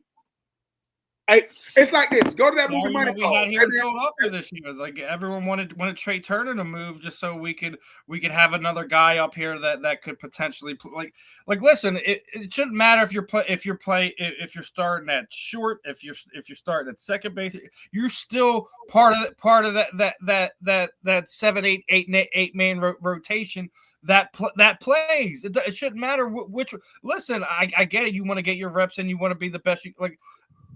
You worry if a guy's arm's strong enough. Like, I get those things, but if you're trying to help your team win a World Series, you should be doing whatever it is that helps put your team in the best situation that day. If it's about having you move a position because you're facing a left-handed, right-handed matchup and you're trying to get that extra bat in there, you should do what you need to do to help you. Like, all right, I'll play third today. All right, you should have that in your heart. Go ahead, man. No, but Steven, if Terry Francona is still if he's still the manager for the Red Sox, this ain't even a story. Oh, I know. But it just shows sometimes managers, coaches, assistant coaches, sometimes we too lenient to the player. Hey, dude, whoa. I'm the manager, right? Yeah. You better manage to get your behind over there to first base. What? Like, I'm serious. Like, let's go. Because guess what, Rychel? There's this point. There's a language in every contract professionally that says conduct detrimental. You don't believe me? Ask T.O. what happened when he was doing dumb stuff with the Eagles. What did Andy Reid do? He did it begrudgingly, but he said, "Hey, dude, you ain't bigger than the squad, and you T.O. now. You ain't bigger than the squad. You can say whatever you want to say about Donovan McNabb and all this other stuff. When you do, but we told you to stop talking about him in the media, didn't we? I say what I want to say. All right." Okay. And I saw you. Now we see T.O. at his house doing abs. And never to be seen from or heard from again in Philly. That's when he started his journeyman tour with Buffalo and Cincinnati. That's when he started journeying. Because I'm telling y'all, Rychel, let me give you some advice, man. You don't want to die on this hill, man. Because guess what? This is going to be your legacy. I don't care what you've done. People going to say, that's the dude that didn't want to. You throwing a hissy fit, and you're a freaking professional baseball. There's somebody in AAA right now, AA, AAA, whatever, minor league baseball saying, I would love it. You don't want to be the first baseman for the Red Sox. First you want to play, then I want to play the position I want to play. Man, stop that nonsense. Stop it. Yeah, you're right. That's not the hill that you want to go and die on, and it's just it's bad for the Red Sox organization. It's bad for him as a player. And as you're sitting there saying that there's about 3 or 4 guys that are in the minor league be like, listen, I'll move to first base. You ain't lying. I'll move to first base. Send me up to the show, man. Send me up. There's every first base in the minor league. They got a pep in their step. I mean, why you? I'm just you see what's going on in Boston right now. I might get the call. Up. Who knows? Now, this is something that you asked me about a few weeks ago, and you wanted to kind of go over, and I'm gonna bring it up now. We're gonna head back to some football. We've seen some chattering back and forth between Dion and Asante Samuel and things of that nature about who are some of the best cornerbacks of all time. So let's go over this one. First, the 2 names that initially pops out to you are obviously these 2 guys right here. Is it Deion Sanders? Is it Rod Woodson? Who are your thoughts? Like, I know, like, this is something you wanted to kind of go over. Yeah. Something we want to touch on. There's so many different guys that we could talk about in this league that made a difference. And yes, Deion was one of the most flashiest, flamboyant, difference maker cornerbacks in this league. And he was special. He did it everywhere. He did it in Atlanta, he did it in Dallas, he did it in San Francisco. As the wheels were coming off, he did it down there in Baltimore. Rod Woodson's another special one. Yes. Asante Samuel, I think, is a guy we were just talking about, Hall of Fame. I don't care. He's a Hall of Famer. He was special. Did he get burnt on some routes? Yeah, but that's also because he played dangerously. He would jump everything. He would try to jump everything, and he was Mr. Pick Six, whatever you want to call him. There were so many different guys. We talk about the Darrelle Revises of the world. Patrick Surtain Sr., even more so, I want to touch on this one before we get on it. We just had Patrick Peterson retire, and then you just have Megatron go out there that he was one of the fastest, had some of the best ball skills. He was one of the toughest opponents that he played against. So we have so many different, cornerback in this league is hard. Yes, it's hard. So the best. Oh, who do you feeling like is the best? Like who's your Mount Rushmore of cornerbacks, my friend? If I had to have a Mount Rushmore cornerback, obviously I'm gonna put Prime Deion. He's up there. Darryl Green, because he did it for so long with Washington. Aeneas Williams, God, he was so good for Arizona all those years. And to me, my fourth, God, I'll probably have to do 5. I would say Aeneas. Man, you know what? I'm gonna say it's gonna be hard to do a Mount Rushmore because I forgot how great Ron Woodson was great at corner and safety. Charles Woodson, Darrelle Revis, Champ Bailey. You had some Ty Law. You had some. I think the thing about it is this. I'm gonna just say it like this. Asante Samuels is right in his assessment because at a certain point, you can't get that many picks. You can't be that much of a ball hawk if I'm not I'm a bad man. Like he was a ball hawk. Getting burnt doesn't mean you're not a good. Darrelle Revis had an outlier year. Stephon Gilmore won Defensive Player of the Year when he was at cornerback. He's still in the league, I think, right now. But Deion is definitely Deion, to me, is the greatest cornerback for what he means to the position and how he changed the dynamic of the position. Like, dude, people wasn't really talking about lockdown corners until Deion came into the league. But you had a bunch of them, man. Richard Sherman. So I don't really have a Mount Rushmore, Stephen, for the simple fact that, you quantify him with 4 or 5 picks. Well, yeah, it's hard to do. Listen, how many 3 right now? I can say Deion. I can say Deion. I can say Rod Wilson. I can say Champ Bailey. I can say Aeneas Williams. I can say Ty Law, and then somebody else will have a different 5 because Eric Allen, who just went the Hall. Eric Allen was so good. He's telling other receivers how to get open. And this man, it's just we have been blessed to see some, Patrick Peter, Kylie, man.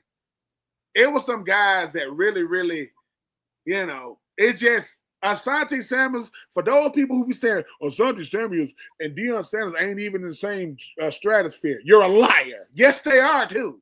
Oh, yes, they are. It's just that Deion, it's like this. A lot of people think that Michael Jackson invented the moonwalk. He didn't. He perfected it. Another person, he made it famous. So by the time Asante Samuels came into the league, Deion had already been primed, no pun intended, the greatest cornerback of all time. Well, if I play DB, I beg to differ. Sorry, coach, I ain't buying your brand, as Willie Beeman told Al Pacino, and then they give us I'm sorry. So you want me? So it's like this. Hey, Jalen, who the greatest quarterback of all time? Well, that's subjective. Why? Because I'm still playing the position. Or if I didn't think I could be, why am I out here? Why am I playing if I think? Now, you want me to tell you what people say? Some people say Tom Brady. Some people say Joe Montana. Some people say Elway. Some people say Peyton Manning. But if I get another Super Bowl, I got the same amount of Super Bowls as Peyton Manning. I've already been to more Super Bowls than Drew Brees. I'm just saying, when people just try to dismiss Asante, that's the part I don't like. Asante was nasty good, man. He was. If you need to play, he's gonna make a play. And they're different types of cornerbacks. Darrelle Revis had a year we haven't seen when you talk about locking up the guys he did, like Ocho Cinco and Randy Moss and all. It was a list. It was a track list. But hey, man, that's like saying who's the better receiver out of T.O. and Randy Moss. It depends on what you want that day. You want a deep threat or you want a monster? It just depends. But Asante, are you a Hall of Famer? Absolutely. And guess what? If y'all think he talk loud now, if he get the call, that's going to be a speech worth listening to. I'm telling you, because like I said, man, You can't nod your head to no 50-something picks, man. 50-something picks? Come on, man. Let's stop that. Let's stop it. Asante was special. You know, he did it. He did it in New England. When he was here in Philadelphia, he was amazing on some of those games. I mean, here, you know, and then like as we're going back to the other side of it, like listen, you know, as we were tearing up Mr. Ocho for us not having lockdown corners, man. But when we had Chris T on here, and we were talking about the Eagles cornerbacks. You know, Bobby Taylor. Basically, when he got here, Troy completely nullified what Michael Irvin was doing. You had Troy Vincent, who's part of the NFL committee over there. He was amazing down there in Miami when he came up there. Like you have guys that you can mention. As you were mentioning, Aeneas Williams, never won anything in this league, but he would shut down your number one, shut down sides of the field where I'm not even going to look over there today because he's going to have them locked up. I'm not going to waste that. So it's something we talk about. It's so subjective. There's so many people, and I don't think he can have top five. No, I'm about to say I don't think because it's subjective. It's like, man. If somebody would ask me, Ben, in your opinion, who's the greatest safety you've ever seen? The greatest? I said, well, I played against Ed Reed. I played against Troy Polamalu. I played against Tyler. Yeah, Tyler. We already mentioned him, brother. We already mentioned Tyler. Exactly. I say, but I never went against Ronnie Lott. I played against John Lynch. I never, I said, but the greatest I've ever seen, Brian Dawkins. Like it's like that I've seen, and people go, he ain't a great. I said, well, he's in the Hall of Fame. Yeah, but isn't that the barometer? Did you listen at a safety? Did you do two things? Did you change what the offense did, and did you strike fear in the offense? Yes, and hell yes. Brian Dawkins, man, please. Brian Dawkins was made in a lab, and and he came out all ordered up saying, listen, all I hear is this. The time is gone. The time is gone. That is just, what time? We got the last 2 minutes here. Last 2 minutes here, Ben. What are your parting shots for this morning? But we got it in MLB, man, y'all should be ashamed of yourselves because at the end of the day, you wait on this man to you wait on this man to move on, and then you want to do right by him. Shame on y'all. But guess what? If you really want to do right by Pete Rose, do right by the ones that are still alive. Put Barry Bonds and Kurt Schilling, all right, and Mark McGwire, Andrew Joe, put them in there. What are we doing? And NFL, if you're gonna get rid of the accelerator program, fine. But when you replace it, make sure it's inclusive, right? Make sure it's diverse. And make sure it's not based on uniformity. We are not the same, man. We are not monolith. And last but not least, Dallas. The whole world get to see this. And I'm happy. Y'all wanted it. Y'all talking too loud. Y'all got your new receiving, George Pickens. Michael Parsons is making bold-faced lies. He's the best GM. All right. Listen, all that goes to rest when them boys in green come out there and you know what I'm saying? Saquon, say gone. I can't wait. And it's say gone for this episode.